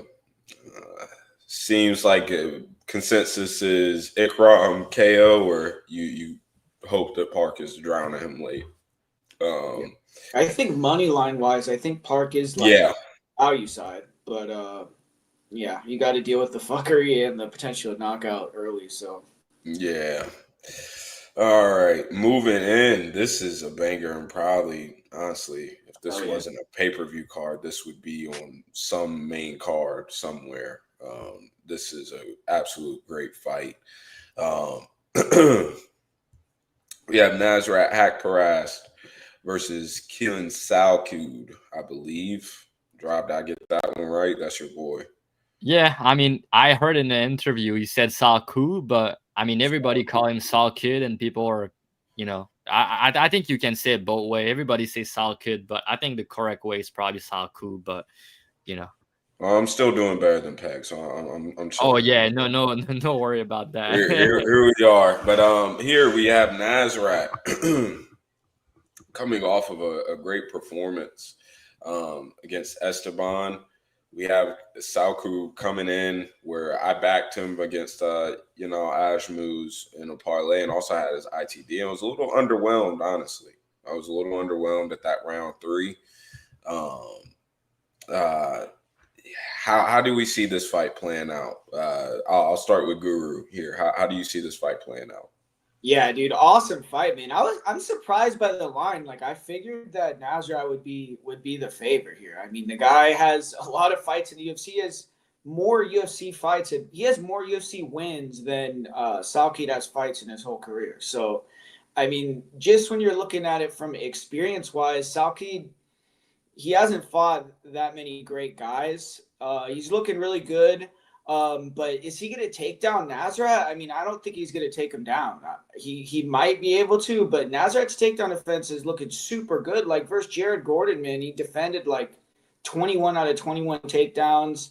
The guy had the single leg like above his head, and he was balancing and staying on his feet. So, I mean, I thought Nasrat too, his last fight versus Esteban, his hands looked so good, man. I mean, the guy looked career best in that fight. He was sharp, he's moving. And he seems super motivated. Like he had 2 other opponents apparently for this date. So Salkild's the one that's coming in kind of, I think, with not much of a training camp. I don't know if they even announced him, but I saw on his Instagram he said like third opponent, no problem or something. So he's known that he's going to fight here. And I think Salkild's getting brought in shorter notice. But yeah, man, like you said, his last fight, he went out there, he put a clinic on with the wrestling for the first 2 rounds. But, you know, he didn't have the gas in the third, kind of got beat up and had to survive. And on the feet, I think he's good, like decent kicks. He isn't bad, but I think Nasrat has the edge there with the hands. He can move around. He can pull him into the left straights. I think he has better hands in the pocket. And I think his cardio is going to be better. So unless Salkilld can kind of just control him from the back mount on the cage or take him down, I think that Nasrat's going to show levels here, show – you know, he's the vet in the UFC. He's fought top guys. He's coming off, back-to-back upset wins. So, yeah, man, I think he can make it 6 in a row here. So I'm going to roll with Nasrat in this one. Yeah, Drav, how are you feeling here? I know Salkilld is your boy. How are you feeling? Yeah, when that guy made his Dana White Contender Series appearance, I said he's going to be in the top 15 without 3 years. He's been in the UFC for a year and a half now. And if he win this fight, his next fight will be in the top 15. And I'm high on his ceiling. A big guy. He's going to have a size advantage here. He's going to have a grappling advantage here. And I think he's the better kicker of the two. Nasrat has the better hands. Like you said, the Guru, he has really crisp hands. And maybe he can clip Salkilld with some big shots. But, man, I mean, Salkilld, he has a good chin, man. I've seen him get hit with a lot of shots, and he has a good chin. And he can crack himself with those kicks and with those right hands. So Nasrat has been hurt in the past. And my thing with this matchup is, like, maybe you can count the Gordon fight, but Jared Gordon kind of loved to strike recently. But outside of that fight, when is the last time Nasrat fought a grappler, a guy that can grapple? Yeah, I guess that Munoz guy from Alpha Male, but it was kind of like that was but it was 2020, you know what I mean? And I mean, Munoz is not really good, right? Like he's not a really good fighter. And but I was about to say, every time I've watched Nasrat, when he was grounded, it looked bad. I think he's bad on bottom. And there's not many evidence to what I'm saying, because some of them are old footage, so maybe he improved. But he has not fought guys that can make him pay in that department. I think Salkilld can do that. You go back in his UFC debut against Marcin Held. I watched that fight. Why? Because he got taken down 3 times and he lost the decision. So I wanted to see what he looked like. And it didn't look good when he got taken down at the end of round 1. He closed his guard and he was not able to get back up, and he got taken down another time. He got hold down for multiple minutes, and then he got back up. But this guy L, he's a grappler. He's not a bad fighter, don't get me wrong. But after that, he fought striker. And yeah, he fought some good guys, don't get me wrong. But then you go back and you watch that Dan Hooker fight. All-time bad look, man. I mean, Dan Hooker is a good striker, but he made him look like Khabib in the open space. I didn't like to see that. And the way you look at Dan Hooker fight, the way he fought him, to me, that's exactly how Salkild's going to fight him. Dan Hooker pressure him. He was mixing up the striking and the wrestling, and he was able to take him down and control him. Why can Salkilld do the same? Salkilld is a better grappler than Dan Hooker. I can tell you that right now. Yeah, he's not as good of a striker, but he's a better grappler, that's for sure. And he's young. He's probably making improvement. And yeah, I mean, if you say his last fight is not a good look in round 3, I do agree. But the fight was so high paced, man. If the fight is high paced like that again, Nasrat's gonna slow down too, man. He slowed down himself. So Salkilld has elite pace and cardio to me, even though he slowed down in his last fight. You go back, you watch this Dynamite Contender Series or his regional fight. He has some elite cardio, and he finished guys late. He's a 2-3 guy. He shoot like 20 takedowns on Dynamite Contender Series. So if he's gonna shoot 10 plus takedown here, I think he's gonna get 1 or 2. He's bigger than Gordon, and he's gonna commit into the takedowns more. And by the way, what happened to that in that Gordon fight? Nasrat is a much better striker. He has big power, and Jared Gordon is chinny. He robbed him. I know he bet Nasrat there, and you were like, what was that? I had to bet on Jared Gordon by decision. I was like, yeah, that's such bullshit. And that's the concern here. Maybe they're gonna rob the fight for Nasrat, right? If they go to distance, that's something to know. But my point is, the problem with Nasrat in that fight, even though he was a much better striker, he was much more durable, and he had a power edge. Gordon was kind of rocking him. Gordon was making him uncomfortable on the feet. Gordon had a lot of success in the striking. The reason was A, the pace, and B, the takedown threat. That's the same thing here. Salkild's going to pressure, and he's going to shoot takedown. And because of that, that's going to open his striking even more. So, and he has better kicks at distance. So, and I think he has a really good chin. I think he can take Nasrat punches. Nasrat, he has some power. Don't get me wrong. He's a good boxer, but his last KO in the last 5 years is Jamie Merarki. It's just, let's put it that way. And against some decent strikers, when you go to distance, he's in close fight all the time. Ribovic, close fight. Gordon, close fight. Quinones, close fight. Even McDizzy was a close fight. King Green, better striker, he got outstruck. Dan Hooker, better striker, can grapple him. He lost both those fights. I think he improved since then, but I just think Salkilld at 25 years old, from the Dynamite Contender Series fight that he had and from the war that he had against Inoue, yeah, it was not the best level of competition, but you learn and you grow from those type of fight at 24, 25 years old. And I think this dude is the real deal, man. I mean, if you can have the size, the grappling, the pace, the cardio, the striking, the durability, and he's really good on top, man. If you get Nasrat on in the middle of the cage, if you get him down, you get on top, he can submit him. I'll tell you that right now. He can submit him. Where's the last time somebody trying to submit Nasrat? I'm going to tell you. It was in his UFC debut the last time he got a submission threat against him. So I think Salkilld can do a lot of things that Nasrat has not seen in many years. And I think that he has more upside in this matchup. So I think he should be a slight favorite. But yeah, the short notice is a concern. The step off the competition is a concern. And the fight being in Abu Dhabi also concerned me. So yeah, I play Salkilld at plus money here personally. I think he's the side. Yeah, if this fight wasn't in Abu Dhabi, I think I'd be probably getting close to playing Salkilld in this fight. But Nasrat here will be the cleaner boxer, obviously, and where I've had issues with Salkilld, and I mentioned this because I was also on the train on Dana White Contender Series for 3 units on him big against Gage Young, but I acknowledge the fact that he does have some issues in the pocket defensively, boxing wise, and this is not a guy you want to see in boxing range for extended time. So I think that Salkilld kind of has to fight a very well game plan fight, and I'm unsure if we see that, honestly. But he is great at mixing the martial arts. The guy wrestles. I could see him get in the back, and I'm surprised Drop didn't mention more of the Dan Hooker fight and how bad it was. It was a terrible look. Yeah, I mean, to get topped by but to get top timed by Dan Hooker for that long, I mean, bad looks. So in this spot, I could see Nasrat hurting him. And due to them being in Abu Dhabi, and the fact that they've been trying to get Nasrat a fight out here on this card, it seems like if this does go to decision, we could be seeing some ugly scorecards again, just like the Jared Gordon situation. And I was lucky to be on the side of Nasrat in that fight, in a fight that I thought that Gordon obviously won. And so we could see that type of situation again at these type of odds where it's a very close line. I'll pass for that reason. But looking at our comments, yeah, big pause. Remainless, Phil Halls, Jose Medina. You are a man of good taste, my brother. You are a man of good taste. Dumas Army stand up. He's fighting, I believe, is it next week or the week after against Dante Johnson, I believe. If you like the overs, Nasrat as a side. Let's see.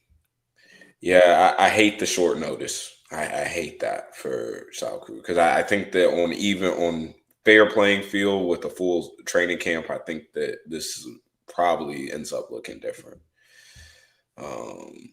Yeah, that about covers it. That's a big thing for me because I feel like for Salkilld to win, he's gonna have to have like a super high paced fight. Like, but he always does. That's his style, though. You can do that. Yeah, he's gonna do that.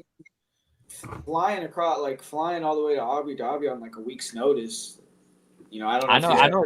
I know it's not ideal, but I'm gonna say that right now. I think this guy has elite cardio. I know his last fight in round 3 was not the best look, but I still think he has elite cardio. So I don't think he's gonna go out there and after round 1 be gassed. Maybe round 3 we see some sketchy moments again, but you know, I play plus 110. I think this guy's ceiling is top 15, so I have to play him at dog odds. I feel bad not picking him because he's done an interview on my channel before, but you gotta pick him, bro. He's the real deal. Come on. Yeah, dude, I feel like it's like you're saying Jared Gordon, but Jared Gordon had like 15 UFC fights when he fought Nasrat, man. Like I feel but he get hurt and he get knocked out many times. Why didn't it happen here? Why Jared Gordon was looking like Mike Tyson that time? I don't think he's gonna knock him out. Like I just think he could win on points, but yeah, he could. But what I'm saying is, why didn't he knock out Jared Gordon? I thought he was supposed to knock him out. Yeah, I had the KO thinking he doesn't knock out anybody though. That's the issue. Yeah. But yeah. Anyway. All right, here we moving on to our next fight that began the main card. Make sure. I believe we have 68 viewers on YouTube right now. 68 viewers and only 30 likes, I believe. So 33 likes, 69 watching, 33 likes. So right now, before you do anything else, hit the like button, show some love. We interact in chat. We'll bring up your comments to let us know your opinions on these fights too. But moving into Rakic. Alexander Rakic versus Azamat Murzakanov. We have Murzakanov coming in on a crazy streak of knocking out a bunch of 205ers. And then we have Rakic coming in, losing against former champs in his last 3, former champs. And he did look good early against Yuri, but still 3 losses. One of those being a knee injury against Jan. But overall, it seems like consensus has been on Rakic that he's been a little underwhelming throughout his career here. And I'll go first here. And I think that here I want to get to Rakic. Maybe mine gets out a little more and I end up on him. We'll see if Dub Club members get some of that. But I think that here the size and physicality has to matter at some point. Murzakanov is just simply on another level to some of these guys that he's been fighting. But let's not act like we haven't seen this guy like gas out, 1, and 2 have some ugly moments. Versus Minifield, I thought that the swamp was kind of forming. I'm not going to lie. I thought that the swamp was forming. Body language is getting worse. And Minifield had a potential all-time swap moment and then got KO'd in that fight. But then in the Brent Samvera fight, he did what he was supposed to do. Jacoby fight was a bad look. And I think a very winnable fight for Jacoby. We know Jacoby's fight IQ is absolutely awful at times. So here, I think Rakic made a camp switch. He's been talking. He's been talking crazy about all these improvements that he's made. He's taken a year off. Keep in mind, the last loss was against Ankalaev, and that was a 29-28 decision in Abu Dhabi, and 29-28 on all cards. And we're talking about a guy in Murzakanov who's had bad moments against a decent amount of guys. I mean, and not the highest level of guys. You're talking Jacoby, Tafan, and Chukwu was up on numbers and probably up on cards up until Murzakanov found that knee. So what are real thoughts here? I think that Rakic, pick wise, I'm gonna just pick Rakic as a very slight lean, and I hope that line gets out, so maybe I can get down on a bet here. But I think that Rakic here in round 3, I think that he wins that at a high clip. Question is, does he get chinned at any point? Does he lose a big moment? And does he look to wrestle a little bit himself and use that size and physicality advantage that he most likely has here? So what are y'all's thoughts here? I lean Rakic. I'm not going to sit here and act like that's my most confident pick on the card here. So, Drop, I'll kick it to you first. What are your thoughts here? Murs has been your boy. Yeah, I wanted to get to a Rakic fight. No, let me rephrase that. Pre-tape, I was like, oh, Murzakanov an underdog here? Interesting, because the momentum and, he's undefeated, he's everything, right? But then you go back, you watch the tapes, and it's like, yeah, he's 36, he's much smaller. And I do think he's going to have some issues if the fight extends. Like late round 2 and in round 3 in some fights, he doesn't look good. Like obviously the Jacoby, the Jacoby fight in round 3. I mean, Dustin was kind of piecing him up, and he decided to try to clinch for some reason. That was not great. And the Manifield fight, like you mentioned, I mean, I was like, damn, is he about to get swamped or something, bro? So I think this guy, sometimes he's going to probably lose late in a fight and get finished. Even the Tafon fight back in the day, he was losing till he got that knee. So, but man, I'm going to be honest. That dude has some nasty fucking speed and power for the division. He's a nasty southpaw, and that right hand is going to land on Rakic early. That's my issue. Because Rakic, sometimes he doesn't react the best to punches. I don't think he's like cheating or anything like that, but he can be hurt. Murzakanov has that speed and that power early. So I think Rakic need to survive the first 7 minutes, but he might get hurt, he might get dropped, and I'm not sure I can trust him to survive if that happens. That's kind of my problem. But then you look at the level of competition. It's like Rakic is a much bigger guy who's been fighting. His last 3 losses are former champions, back to back. And now he's fighting a guy that he has a cardio edge over, that maybe he can wrestle, that he's bigger than him, that he fought the better guys over. So, but the danger factor is still there, and the fact that he's taking another year off. I like the switch of Cam, though. I've listened to his interview, but it's kind of hard to back him in this spot. But also the market is like, yeah, it's a pick 'em. The guy is on the 3-fight losing streak, and he's fighting an undefeated Russian with big power. The market saying it's a pick 'em. I think that speak to something. I do think Rakic is the side, and Murzakanov is kind of a trap this week, in the sense that it look attractive, but if you look into it and you start to think about it, Rakic is probably going to win round 3 at a high clip, and Rakic can maybe catch him with a head kick if Murzakanov get tired and sloppy as the fight goes on. So I'm going to lead Rakic, but personally, it's not a fight I'm trying to invest money in. I'd pick him. I would need a better price on either guy to make a bet. Guru, how are you feeling here? Does Murs keep this crazy streak running, or does Rakic finally put an end to the fuckery? Yeah, I'm right there with you guys, man. I wish that the line was better on Rakic. I was hoping, like, just because the momentum, like, maybe it was like you'd be like plus 150 or something, but I can't back him at even money. But like you guys said, with Murzakanov, I honestly think Jacoby, if he didn't get dropped like in the last 10 seconds of the second round, he would have won that decision. Like, so it was right on the table there for him. And I mean, Rakic, the guy's going to have a huge reach advantage. And I think that the kicks are going to be a big deal in this fight. If he could just keep the range, use angles, footwork, stay on the back foot. And then he should be able to clinch Murzakanov and like control him against the fence. I mean, we've seen that with other guys that aren't as good as Rakic. I don't think it's just, 3 losses in a row. You would want a better number, man. I mean, at even money, I don't think that I could play that. But yeah, Murzakanov, like, he's just had too many sketchy moments against guys that I don't think are even top 15 for me to think he's going to go out there and beat someone who's as well-rounded, big, athletic like Rakic. So, and I think Rakic has a good chin. It's just he will get clipped sometimes because he holds his lead hand down so low. But, like, even when he got dropped by Yuri, he was, like, literally smiling, like, on the ground when he was scrambling rock. So I think he has a decent chin. It's just you don't want to be testing your chin versus Murzakanov, but yeah, I do lean Rakic. I just think the physicality and the cardio is eventually going to fail Murzakanov, and I think it'll be this time. So I'll say Rakic gets the job done. That's fair.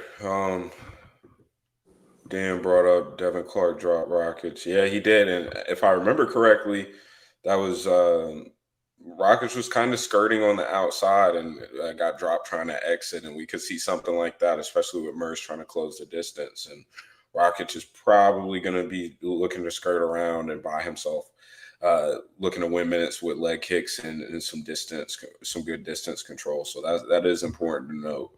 Rakic round 3 is free money.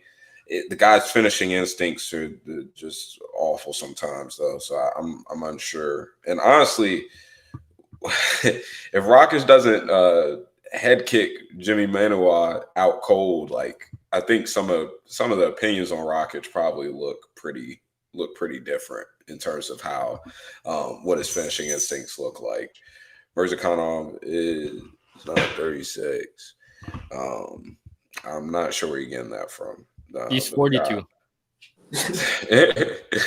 Rakic has all the tools. I bet he'll be crushing him first round. Yeah, Rakic has all the tools to be a champ at 205. Honestly, I mean, yeah, he's really good. Well built. I mean, he's what you if you build a 205 or you build him similar to how Rakic is built. Peg is dead. The old man will be back soon. Last 3 losses. Yeah, that is very important to note. Definitely a step down in competition. The Jan fight too was. I mean, you can't really count that as. Yeah, that's a knee injury. I mean, we didn't get to see that play out. Rakic lost that fight. Yeah, I remember that. It is good that he moved away from him. This was in response to Murs was not looking good against Nchukwi. Who's a regional legend now, fighting fucking Chris Dawkins out of all people.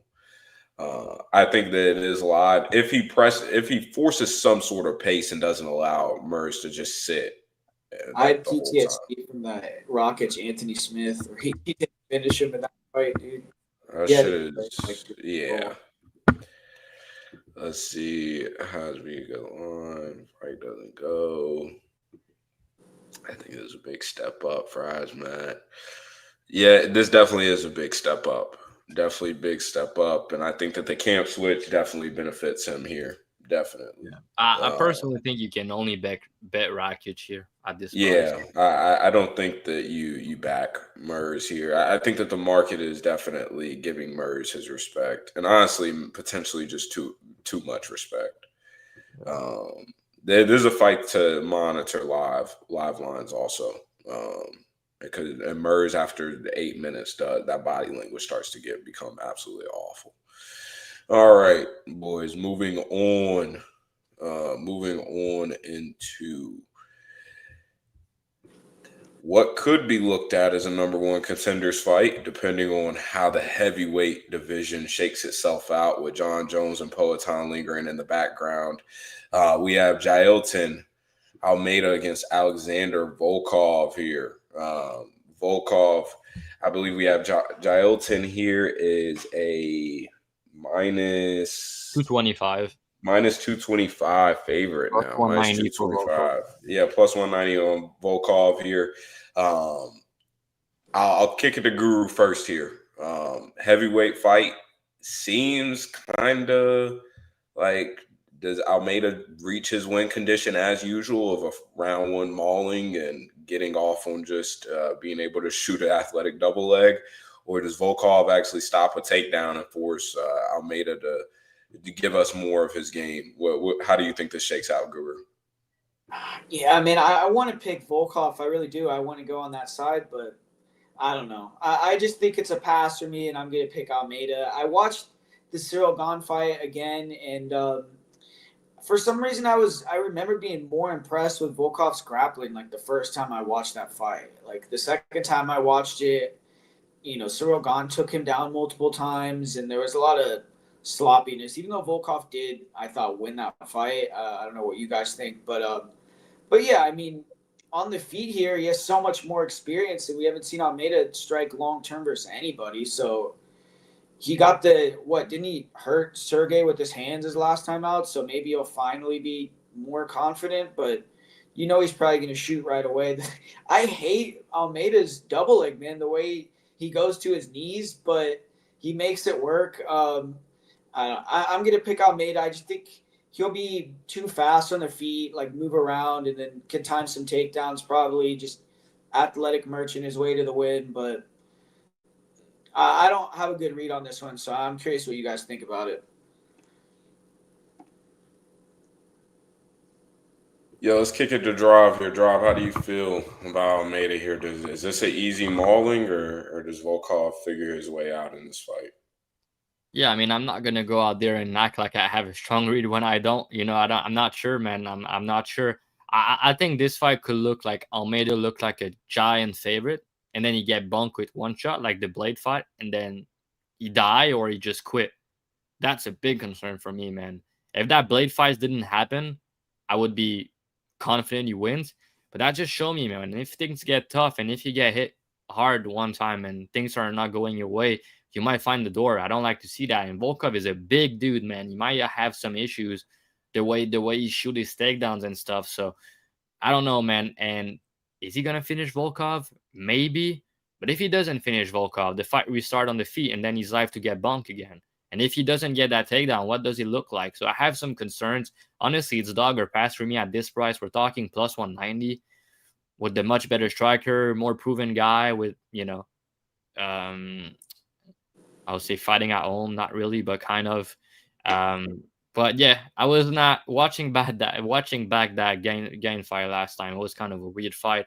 I would say Cyril got injured in round 1 to his toe. He couldn't really move as well, so that's why he had to grapple. But yeah, I don't know, man. I think Almeida should win. That's a good matchup for him where you should get takedowns, but I think Volkov improved since that Blade fight from back in the day.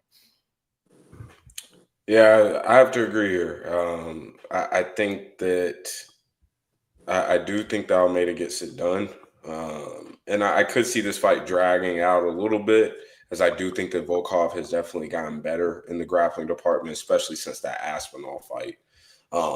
I think that he's going to show a little bit better grappling here. The Gane fight was underwhelming. I agree with the rest of the guys here. I think that the Gane fight was really underwhelming on rewatch. I mean, if Gane doesn't jump for fucking heel hooks and typical Cyril Gane shit, I think that he probably could have won the fight a little bit more comfortably. But Volkov here, I don't think that he's going to just set a crazy pace or anything on the feet. Almeida, yeah, the Blades fight was a bad look. Could we see a similar situation play out potentially?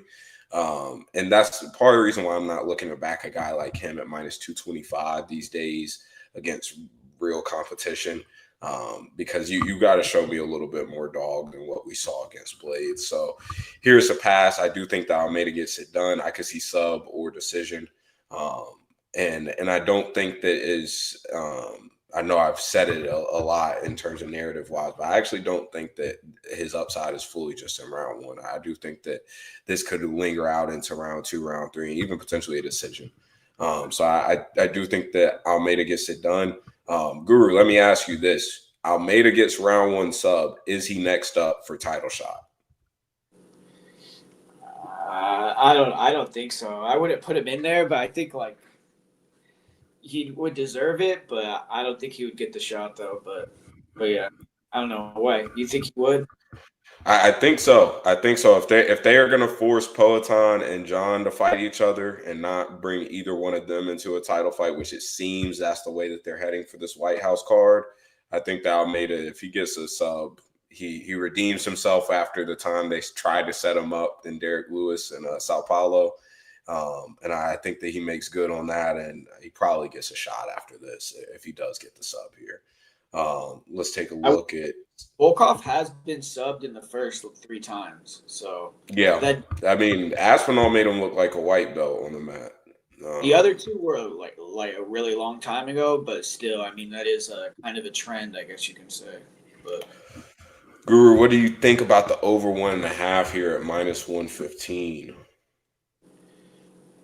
Like I said, I don't have a good read on the fight, man. I could see, like you said, Volkov landing like one strike and just knocking him out. Like the Almeida versus Blades fight, I think it went under even after Almeida had like 5 minutes of control in the first round. So yeah, I mean, it's like that's. I mean, if you want to have a heart attack, man, I think it's 50-50, like the line says. And yeah. These are still heavyweights at the end of the day.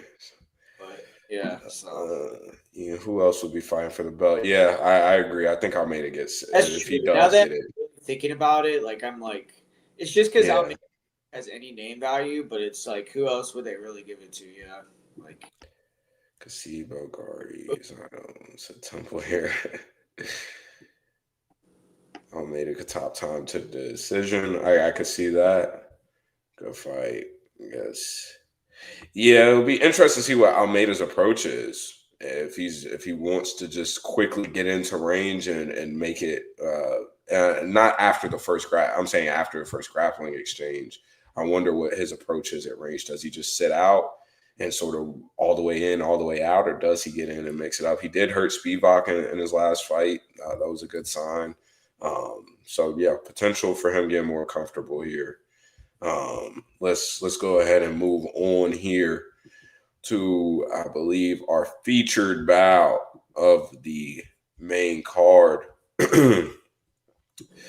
We have cousin Umar making his return after the Marab embarrassing loss in many ways. And we have Mario Bautista, everybody's favorite fighter. I know Peg is somewhere ready to shoot his fucking screen right now. But we have Mario Bautista coming in. Here, I believe we have Umar is over 6-1 favorite. Coming in at -625, which feels absolutely nuts. It feels like we are just like pre-written scorecard territory for Nurmagomedov in Abu Dhabi. And we have Bautista coming in at a +475 dog. So I'll kick it to draw for this one. I know he's cashed on Bautista in the past. Had a big bet on Umar in the title fight, didn't come through. How do you think that this fight plays out? Watching back Umar tapes, man, the guy is really good, bro. If anything beat Marab, if anyone beat Marab, it's gonna be him. I do think that him breaking his end in that fight made a difference, but also just the cardio thing. I just think Umar is really tough to beat, man, especially in a 3 rounds fight.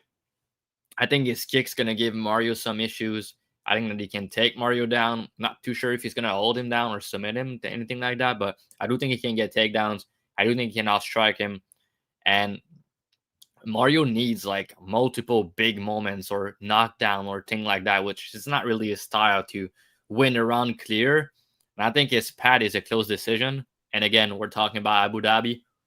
Umar Nurmagomedov, it's like, this fight remind me of Usman versus Paul Huge, man. I mean, Mario's a good fighter. I've bet on him multiple times.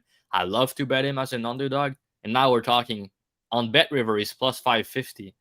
So, I mean, if you want to bet him, I'm not going to blame you, bro. Like, I mean, I can bet Umar at -850 or something. He's -835 on Bet Rivers right now. Mario Bautista is +550. It's kind of crazy, man. Bautista is good.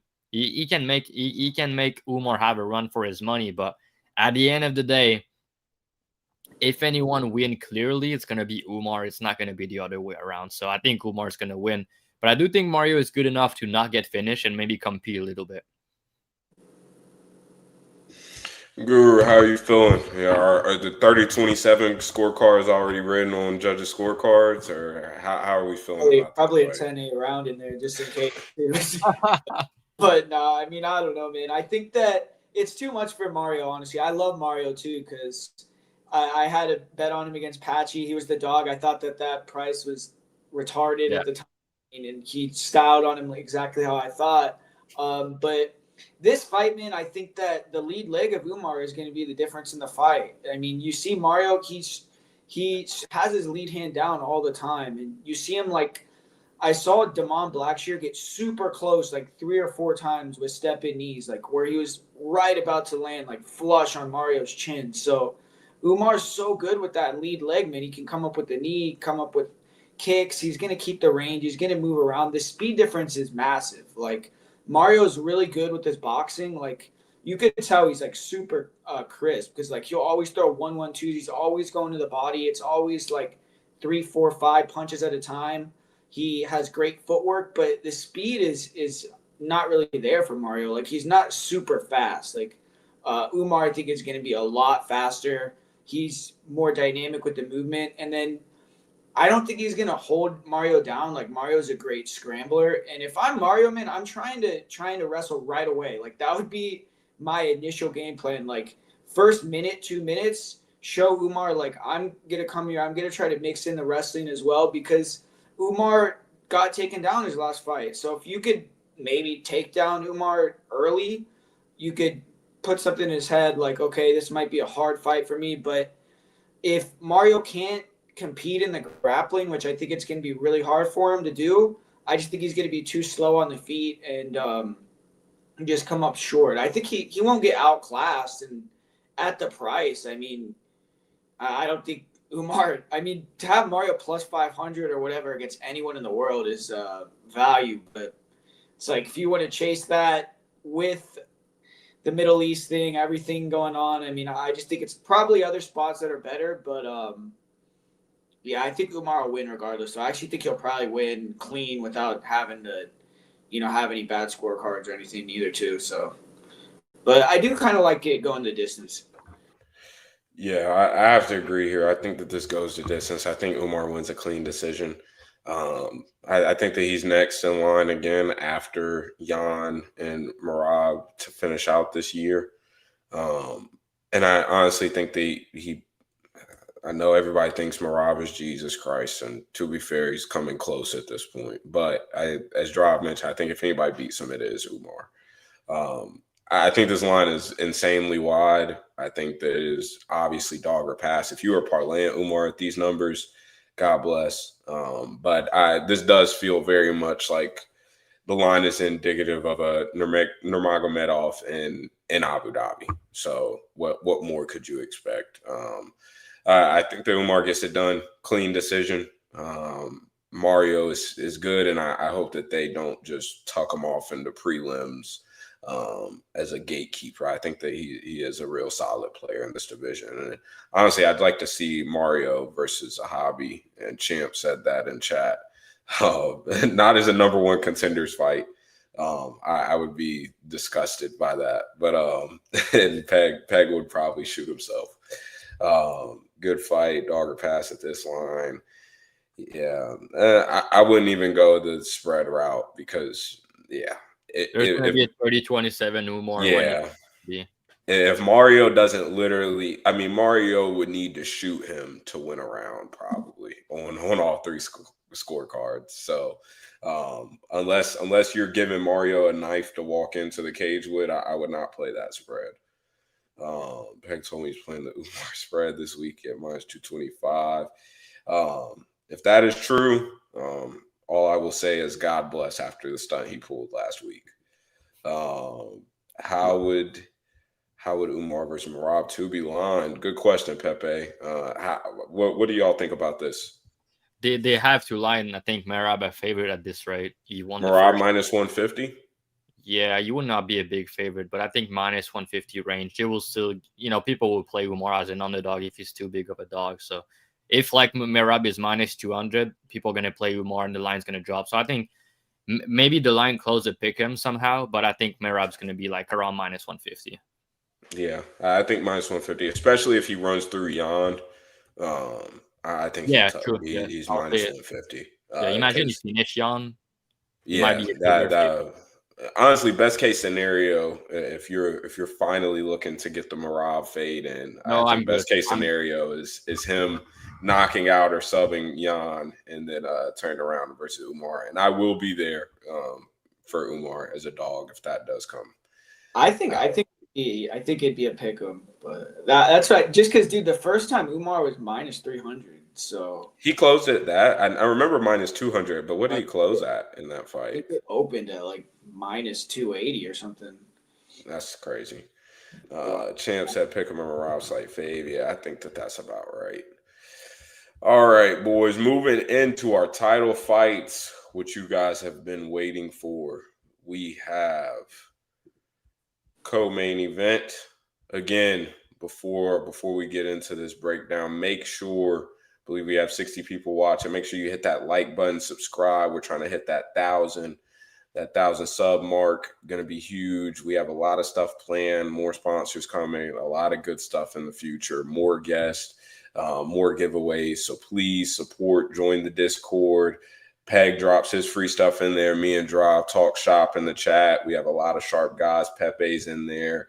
Welterweight Wager. We have a bunch of different guys. Champ Bets in there. We have a lot of sharp guys in our Discord. So make sure you come over and join the Discord too. Link in the bio. Let's get into this. My true main event. We have Mackenzie Dern versus Virna Jandiroba. I'll go first here as the women's MMA enthusiast on the panel. I got Mackenzie at plus 140, plus 130. It was on Bet Online and FanDuel. Sat up there for, I believe, 2 days. I think that was a crazy number given how the first fight played out. Is important to note that it's a rematch. I know that's probably been overstated now get this far into the week, but this is a rematch. And in the first fight, I was surprised at how it played out because I did not remember that fight. So watching that was like I was watching it for the first time. And that first fight was really, really telling to me. We saw Virna for once be scared of somebody's guard and not freely initiate the grappling.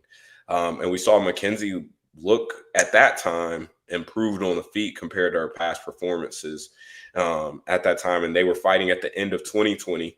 And now since then, we've seen Mackenzie get better in the striking. We've seen her take some losses, some embarrassing losses at that. If anybody remembers the Andrade fight where she wasn't with Perillo for that fight and her dad was in the corner screaming out "Thug Life." As she's getting bonked around the fucking octagon, he's screaming "Thug Life" as he watches his daughter damn near die. So that was always that's a fun rewatch every time. Then she fought Limos. Limos should have gotten her out of there, but Dern showed that dog in her. And then the Loopy fight, Loopy decided to get into some grappling exchanges. I thought the Dern looked improved on the feet there. And in the Hebas fight, we saw Dern just look insanely wild in some aspects.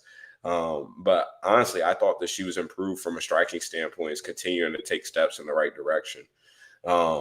In this fight, I already said I have Dern here. I think that this line makes sense. I think that's starting to get a little too wide, I'll be honest, though. Once we start touching minus 200s range and shit like that, I do think that we're starting to get a little wide because I don't expect Virna to be scared of the grappling again. I expect for her to want to get on top here. And real quick, I want to bring this up just because no worries about Dern gassing. Dern is not the one that will be gassing in this fight. I promise you that. Dern definitely has a cardio advantage in this fight, in my opinion. And I'm not sure what she's taking or what they got her over doing at Perillo's gym, but I think that Dern is good for 5 rounds. Virna, on the other hand, way worse gas tank. I don't think that she's going to look good over 5 here. But for all those reasons, I think that Virna's path to victory is simply top time, as it is damn near every fight. It's a lot of clinching, a lot of wrestling, and top time. And I believe that Dern has way too many threats and one of the craftier guards in all of MMA. And I think that she's going to end up finding sweeps or able to find her way on top or threatening with subs, to where I don't think that'll be very easy for Virna to win rounds. But I do think that Dern lacks some fight IQ at moments, some stupid hip tosses, throwing herself on bottom, will pull guard sometimes. You just don't know necessarily what you're going to get. And that is the scary side to Dern for me. But at dog money, it was a very easy bet.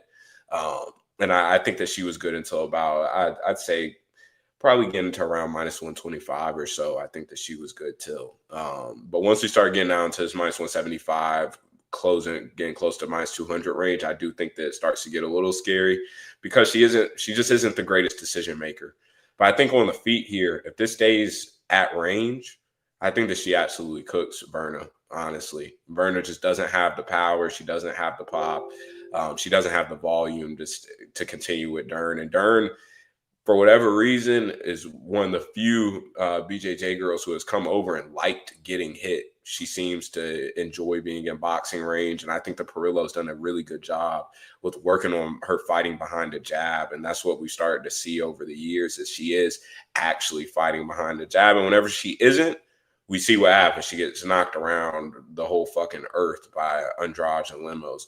But in her fights where she's had people that aren't heavy hitters, she's been able to fight behind the jab.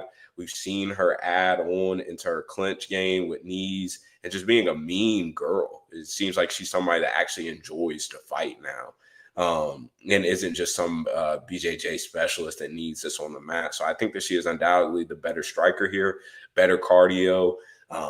And I do think that Virna is the better top player and probably the better wrestler from a technical standpoint. But I do think that Dern is the more dangerous grappler, if that makes sense. So I think due to all the threats on the feet and on the mat, I have to side with Dern here. The UFC obviously wants her to win. It's no secret. Would you rather the cross-eyed Brazilian or the conventionally attractive Brazilian win? I mean, what's better for business here? I think anybody could figure out the answer to that math equation And here. what about my guy Liam used to talk about this, the Instagram followers sometimes in those type of fight, right? Yep. 1.5 million for Dern and 55K for Virna. You know, who they rather want to have as a champion? Exactly. If you don't look at like the look or just anything like that, just the outside of the cage stuff, it's all narrative, by the way. Like Virna is not going to lose because of that, but if it's a close decision, you know what I mean? Maybe that play a factor.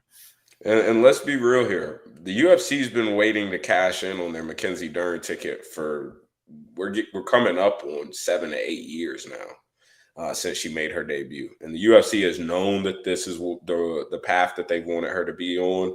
Weili is out of the division and is probably the only girl that comfortably whoops up on Dern. So now Dern has a shot to get her title finally against a girl that she's already beat. And Virna is getting older. Virna is now 37 years old. We have Dern in the peak of her prime here, getting better in the striking. I have to imagine that Dern gets it done here. I do worry about decision making and Virna getting on top. Outside of that, I think that Dern gets the job done here. I think KO props, depending on some places, it could be some good looks. So I'll pitch it to Guru first. Guru, how do you feel about this? Does Dern finally get the strap, or do you think that Virna gets it done here? Yeah, man. I honestly, I think that the price you got is a good price. I think whoever is like plus 140, there's value there. Because if you watch the first fight, like, man, Virna didn't do that bad on the feet. To me, she won the second round at range striking. I mean, and she broke Mackenzie Dern's nose in the fight. So I thought she did more damage, honestly, on the feet in the first fight.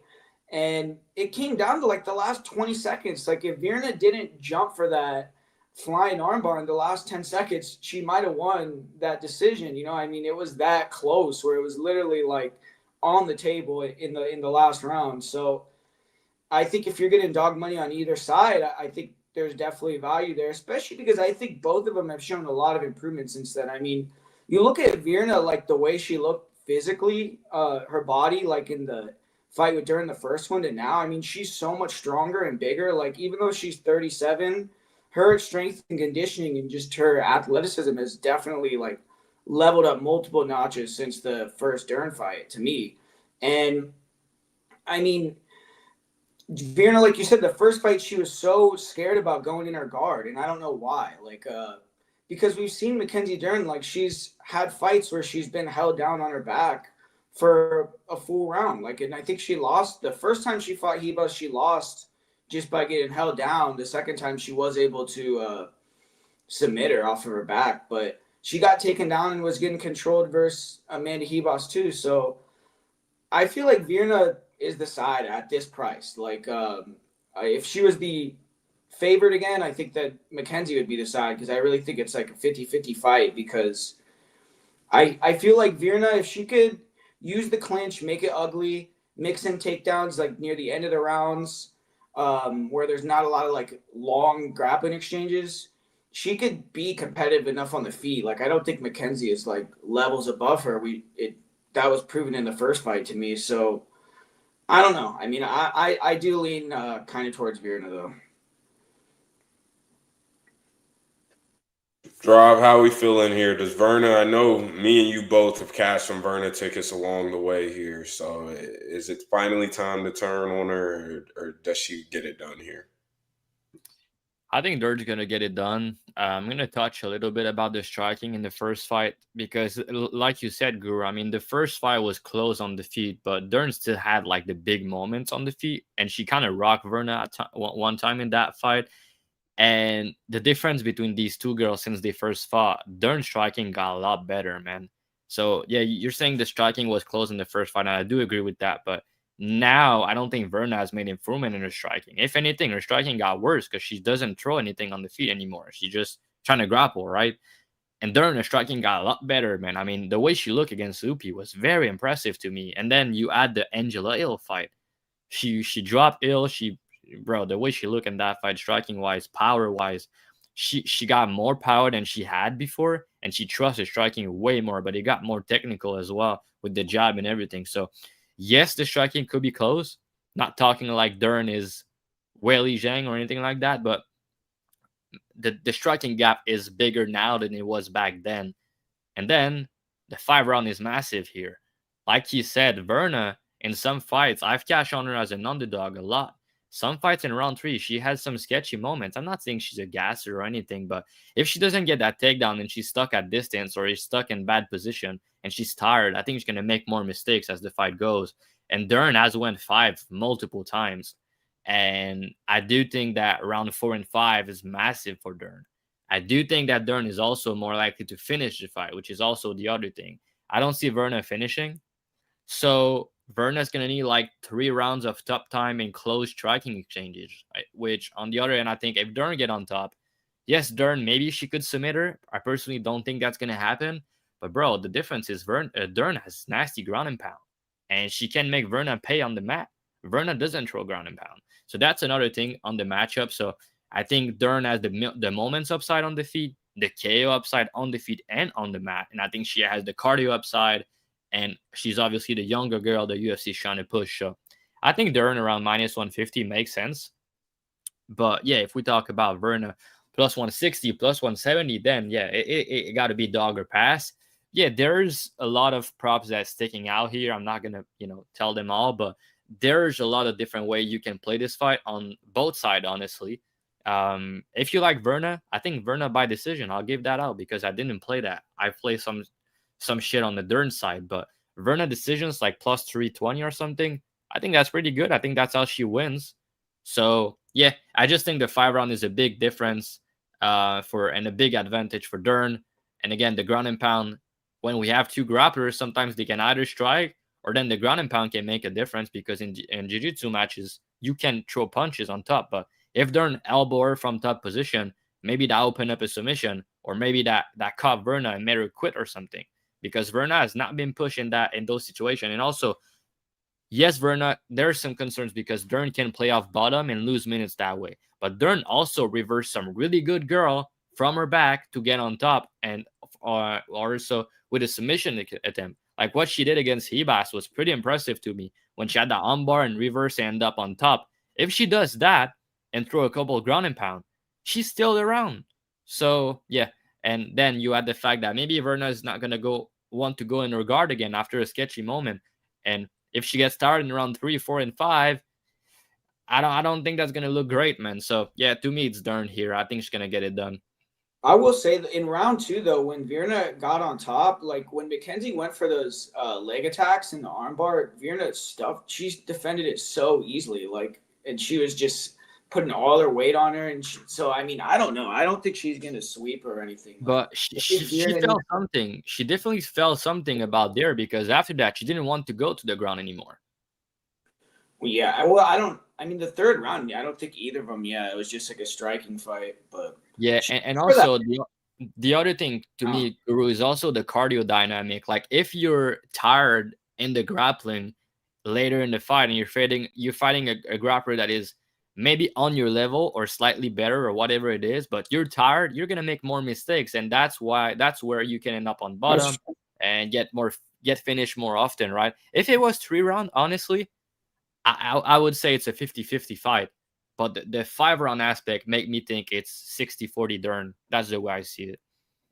yeah, I would say Virna hasn't. I don't think she gassed in a while, but she. I mean, her body language late in round 3 doesn't look good in a couple fights.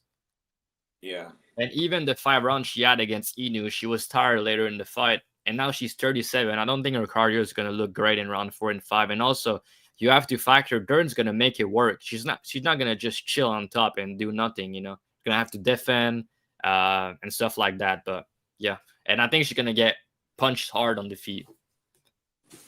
Yeah, I think that everybody here is consensus on Dern here. No, Guru like Virna. Oh yeah, my bad. Yeah, at these odds given. Don't hate late rounds during TK. Yep, Virna hella sexy. That's Peg's burner account, y'all. Hit the like button, fam. Shout out Finesse, was good, bro. Oh, bro. Virna the GOAT. She has been the GOAT on this run. She's made a lot of us a lot of money. Praying for Dern and Jillian Robertson 5-rounder. Scenes. That would be great. Scenes. Really want to see. Yup. UFC Zhang Li and girls CSRB. First to start making youthful, one hell of a handsome young man. Sure. I like Vern keeps one eye. Vern Wayward. Yep. Vern is a baddie. Flagrant foul. Blow the whistle, ref. Too horny. You deserve timeout in our chat. You were nuts, my man. You were nuts. Justin Cash, you should be ashamed of yourself. Your family needs to know about you, buddy. Put up now. Let's see. He dared to put me. Oh, he is. Hey, he is going. This guy's trying to put up 20. Coach, get him out of the game. He's trying to put up 50. Converting C around corners. Okay, we were getting off. That's the word. On to the other. Let's see. Okay, on to our main event of the evening. We have Drob's countryman, Cyril Gane here, fighting. Get this ad out of the way. We have Cyril Gane here fighting against now the defending undisputed champ for the very first time, Tom Aspinall. Couple things to note here. Gane's last fight was that Volkov fight where everybody thought that that Volkov got fucked. And last time we saw Aspinall, he was starching out Curtis Blades. How do we think that this fight goes? I'll pitch it to you first, Drob. I know you feel a way pretty strongly about this fight. I'll pitch it to you first. How do you think that Gane looks over 5 rounds against a guy that has the danger level of Aspinall? It's a really good fight, bro, and it's really exciting because we don't see that too often. The level of athleticism, I don't know how to see that word, but you know what I said, the level of the way these guys move at heavyweight, man, the way how fast they are, the physique they have. You don't see that often, man. And I mean, the fact they're fighting for a belt is really good to see, man. There's a couple things here. First of all, Aspinall has a grappling advantage. We all know that. So maybe he can take Gane down early and maybe wash him in the grappling. That's one possibility. Tom Aspinall can knock out anyone as well, so he can crack him for sure. But my problem with that is Cyril has really good footwork, defense, and striking overall. And I'm going to say that something right now, and people might not like it this week, but I think Cyril Gane is a better striker than Tom Aspinall. I think he has better defense. I think he has better footwork. I think he has better volume. I think he might be a bit faster. Like he's more proven if the fight extends in his striking. Tom Aspinall is really fast and he has big power, and I like his boxing, right? He's a good fighter, don't get me wrong. But my problem with that is how's the power going to look like after 6 minutes? That's one thing. And then after that, it's like, how his cardio is going to look like after 6-7 minutes? The only data I have is the Arlovsky fight where he was starting to fatigue after 6-7 minutes. So now he's running over all these guys early, and that's good, man. He's doing his job and he's doing it the right way. But Ciryl Gane is not an easy guy to knock out. And if he can take him down, I'm not confident he's going to knock him out easy. Ciryl has a good chin and he has really good movement. He's going to be hard to find, and I think that he's the one that can extend Tom. If anyone can, he's the one that can do it. And if he extend Tom, how's the fight's going to look like? Nobody knows, man. Nobody can tell me how it is. I can guarantee his gas tank is bag, and nobody can tell me it's good either. But if I had to guess, in round 3, 4, and 5, I don't think he's going to look good. I mean, if you've never went in your career in those rounds and you're a big dude, you might not look good, man. So is the fight going to go there? I mean, Tom Aspinall never went over 1.5 in his entire UFC career. And somehow, somewhere, the over 1.5 is minus money. And he's a minus 400 favorite. To me, it doesn't make sense. So one of these lines has to be off. Because if he covers his price, he's going to either rock and knock out Gane early, or he's going to take him down and submit him. That's the way I see it. If he doesn't do that under 1.5 round, how the fuck is he fucking minus 450? You tell me, because I don't think he should be. Ciryl has won 5 rounds multiple times. He fought good guys. And yeah, the John Jones fights, people holding that against him, I think he got starstruck. The moment was too big and he didn't look good. Don't get me wrong. It was a bad look, but I think he's going to be more prepared here.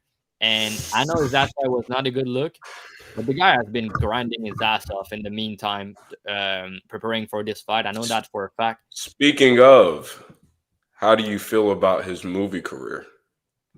Yeah, it's kind of hard to. I've listened to his interview. He was talking about it. He said that he had a role that he wanted to do, but he's still really locked in MMA. Like he wanted to win a belt. He's locked in MMA, and he didn't refuse to fight Tom Aspinall. The way he explained it is because he had an engagement with the movie, and he asked the UFC before to do that, and they said it was fine. Then after that, he was engaged to do the role in the movie.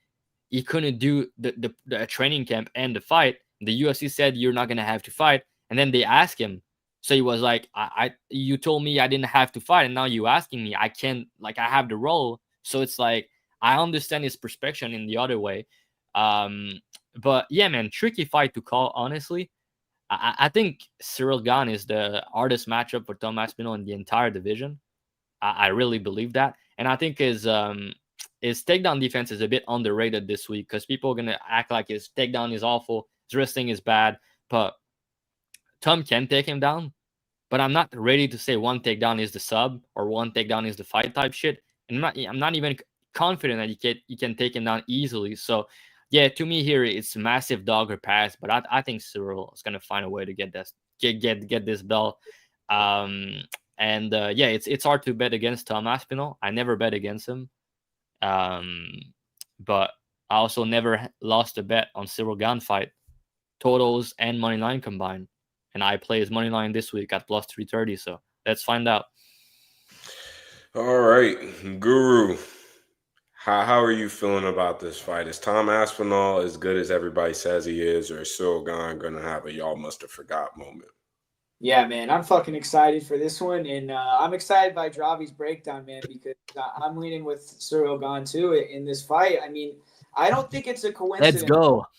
Dude, I don't think it's a coincidence that Tom has been over 8 minutes in a fight twice and lost both times. I mean, you could say it hasn't been in a long time, but I don't think that's a coincidence, man. I mean, he's had 15 fights where he's won before the 8-minute mark. The 2 times he's gone over 8 minutes, he lost. So Ciryl Gane, I mean, the one time he lost to John Jones, he got submitted really quick, right? So obviously, I mean, I think that could happen again, or maybe he'll knock him out. But he didn't get knocked out by Francis Ngannou in the first round. I mean, I think that That's a good feather in your cap to have. I mean, the guy's never been finished for strikes. Have we ever even really seen him rocked on the feet? I mean, not that I can remember, really. Tight with us, I drop him. Oh, yeah. You're right. But either way, I mean, I think that's like the only time we've seen him in danger standing up. And he's evasive. He's going to be moving around. The guy is not an idiot. He's not going to sit in the pocket and engage with the guy. With Tom Aspinall early in the fight when he's at his most dangerous. If he does, he deserves to get knocked out for that. But he's not going to do that. He's going to move around. He's going to be smart. And I think if he can extend the fight, he's going to have a great chance to win. The only thing that I am worried about is like his last fight, man.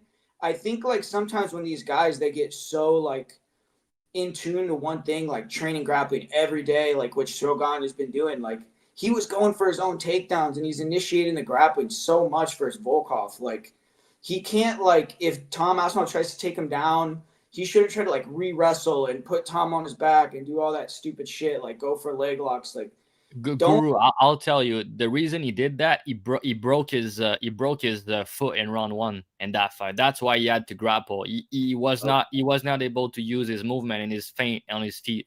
And that's not only him saying that. He showed the radio and everything. He had a broken foot. Okay, yeah, that makes it even better then. Yeah, I mean, because I just thought like in that fight, like he was engaging in the grappling so much. It was a bad look, yeah. It makes more sense now, but like he can't do that versus Tom. Like I was thinking maybe like because he's grappling so much, it just kind of like was like a second nature thing in the fight. But hopefully, yeah, if he could have his movement, like doesn't fuck up his foot and keep it standing, man. And we'll see, because if Tom doesn't clip him early, I mean, we haven't seen Tom face any adversity, dude, at all, like in the UFC whatsoever. Like we don't know if the guy can take a shot or recover or anything. So yeah, I think I mean, if you lose this bet on Ciryl Gane, are you really going to be that mad at when you're getting plus 450 or something like that? I mean, I think that, hey, you got to take chances, and this is a great value bet, especially heavyweight. I mean, Ciryl Gane's one of the best heavyweights ever, not even just right now in MMA. So I think at that price, you got to roll with him, man, for sure. Yeah, I can't share the same sentiment as the rest of the guys here. I do think that Aspinall finds a KO within the first 10 minutes. But I can't say that I think that this line is wide. Minus 400 against a guy who's been in multiple title fights, been 25 minutes multiple times. And the guy that has not been outside of 8 minutes is minus 400. Feels a little crazy in a 25-minute fight. I think the Aspinall knocks him out. The part of the reason I think that is because I do think the Gane gets a little too confident in his head movement and keeps his hands down consistently when finding his X's out of the pocket. And I think that could bite him in the ass here. And I do think that Aspinall obviously has a grappling edge, and I'm interested to see his game plan, what his game plan looks like, because we've seen him against a guy like Volkov, who obviously had no problem shooting, but that was a given a much taller matchup. In Ciryl Gane here, I mentioned earlier, underwhelmed by the Volkov performance. I remembered it being somewhat bad, but the decision-making was just piss poor, and it makes sense that he was hurt and all that stuff. But for that to be the fight that I'm seeing you come off of, the fight for a title after you've been doing all this acting and movie shit, blah, blah, blah, it doesn't give great vibes to me, while it feels like Aspinall is the goods and it doesn't feel like just hype. Yeah, he does have the tendency of leaning that dumbass lean back with his chin up in the air. Gane is not the guy that's going to find that shot. Somebody will eventually, but I don't think the Gane is the one that will punish him for it, due to the fact that I was really, really underwhelmed with Gane's boxing. And whenever it wasn't just one shot, if there was any sort of extended exchange or he had to spend time in the pocket, I just did not like his reactions. And he's had a couple slick moments of finding shots with his hands, but he doesn't put together good combinations. And defensively, that chin does come up and that head does get high. So I think that Aspinall does find the shot. I think he could wrestle here. I'm interested to see what Aspinall's cardio is like, and is why in no world should he be minus 400 here. So it's complete dogger pass. Pepe said Cunha finds Tom's chin in 2027. That would be fucking hilarious. But yeah, I think that somebody eventually does make Tom pay for that habit, but I don't think that Gane's the guy to do it. The boxing just isn't there enough for my liking. And grappling wise, I do think that Tom is going to win majority of the exchanges. So for that reason, I'm going to say Tom. I think that he's the better fighter here. But I will say that this is probably the most athletic heavyweight fight we've seen in probably damn near UFC history. I mean, both of these guys you got Gane dunking basketballs and doing 360s. Tom is a very agile big man. This is a really high level fight.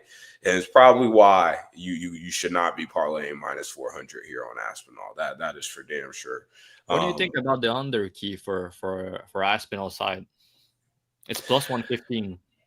I don't think that that's bad, but I do think that he's going to be pretty aware of trying to manage his gas tank, if that makes sense. So, but if he does that, I don't like it, man. If he's trying to manage his gas tank and get the fight extended, if he's on top, I don't think that it's that problematic. No, not on top in the grappling. But if he's trying to not finish and extend the fight, I don't think that's going to look good because he's never been there. Yeah, and that is fair to say. He also never fight like that, so I will be surprised if he.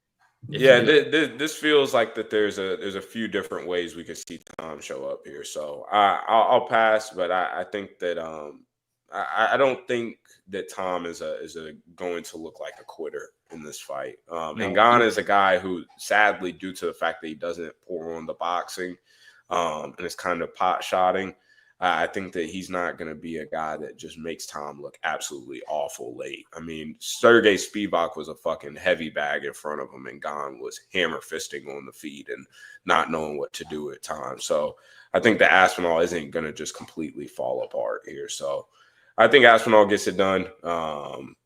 This will be interesting. Somebody said, I think Aspinall will become the heavyweight GOAT. I don't know. I don't know how to feel about that, but he has the makings. Gane does the best camp. This has to be best camp of his career. He was talking about he went there super early, no kids, no family. He's grinding his ass just the guys. I mean, from a preparation standpoint, it seems like he's checked all the boxes you could ask him to. Yeah. We got Drov's burner account, spam in chat. That's cool. Imagine Tom is dead tired in round 3, still just take him down and heel hook him. That would be insane. He got submitted with the heel hook. Yeah, I know. That's what I'm saying. Yeah, this is your best comment of the night, Justin. If Tom loses, Jones is going to go on a coke binge to celebrate. Imagine the victory lapping that on Twitter John is going to do if Tom does lose. John's the champ again if Cyril wins. God. And honestly, if Gane were to win that, I mean, the Poatan and Jones fight becomes pretty instant at that point because there's no way they're putting Gane in there to fight. Well, I mean, you think they would do Tom again, or you think they'd do I guess you think they're going to do Almeida. Yeah, they would have to go Almeida. Yeah, Almeida again. And Almeida's been calling for that fight for a long time. Yeah. Partner of Cyril predicts a submission of Cyril. I believe Aspinall in the last 2 rounds. Robbie, what do you think about Cyril by decision? Because I saw it's like plus 14 to 1. I was looking into that line today, actually. It's kind of, bro, I favor him if the fight go all 25. I have to. Yeah, I think I kind of like that, but it is like it's just hard. It's just hard to see the fight going the distance, you know. But if it does go the distance, I favor Cyril Gane. I have to. He just went to control.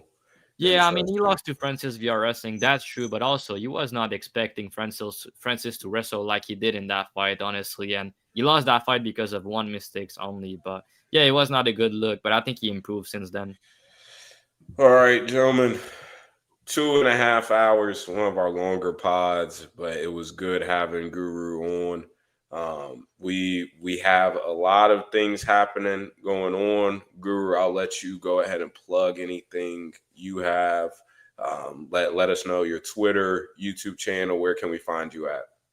Yeah, man, this was awesome. This was fun. I feel like I learned a lot. I got a good reads from you guys too. So yeah, everyone in the chat had some good shit to say also. So this was fun, man. I really appreciate you guys having me on. And yeah, go to MMA Prediction Guru on YouTube. Gonna be doing my breakdown video tomorrow. And yeah, if you want access to bets that I give, I'm on Patreon. So if you go to my Twitter, Prediction MMA, you'll see it all in there in the description and stuff like that. And yeah, man. So hopefully we do good betting on this card. And there's a lot of other events this week, like ACA is going on a couple of days. I think I might have a couple of bets on that card. So yeah, man. Definitely go to Patreon if you want access to like different promotions. But yeah, can't wait for 313 or 321. You're muted, Key. Drive, plug everything. Let us know what you got going on, how you've been doing. Yeah, sure. First of all, thanks for coming on the pod, Guru. It was good having you on. We're definitely gonna have you back if you want when Peg is back. So we'll do all four of us another pay-per-view maybe next year or something. So I'll hit you up. Make sure you're following Guru. He's a sharp guy. Been doing this for a long time, so always got to respect that. On my end, yeah. So if you guys want my bets, my breakdown, you know how it is. Odd Shoppers. It's linked in on my Twitter. Dravi_. The Discord is there as well. You can link your Discord. You're gonna have all the guys that has been my member for a long time. Everybody, it's a good community. People talk, people engage. It's really good to be in there. And yeah, obviously you're gonna get a lot of CLV in the bets that I made almost all the time. So that's one. Having a good year, up 92 units so far in the year. Trying to reach that 100 unit goal before the end of the year. So yeah, trying to hit that car with a bang and, you know, have some big underdog cashing again, maybe the main event, you know. So when people don't like anything and they're saying the other side is a lock, that's why you have a good underdog in your end. And I feel like everybody's saying Tom Aspinall is going to run over Cyril Gane this weekend. So I guess we're going to have to find out. Yeah, appreciate everybody for locking in and tuning in for this broadcast. As always, keep 3 picks. I am your host. Let me know if y'all want me to continue hosting. I'll make Peg sit in the cuck chair while I host. So let me know how I did with hosting. 2.5 hours of good breakdowns. As always, I appreciate Guru for coming on first time. Make sure you go show love to him. Keep 3 picks. Discord, Dub Club, you can sign up. I've been cooking shit. Haven't had a losing UFC card since August. On a big run, got some big props out, big dogs out. I think dogs will be barking on this card. We'll see. I think that there's a couple more bets I'm going to soon be getting down on. So make sure you hit the follow button, show some love, DM me that you watched the show, and I'll hook you up with something special to get you in the Discord for a lower price. So appreciate everybody. That is the full show. Again, hit that like button. Make sure you subscribe. Get us to 1,000 subs, and let us know what y'all want to see up next, and have some requested guests for us. Appreciate it, y'all. Peace.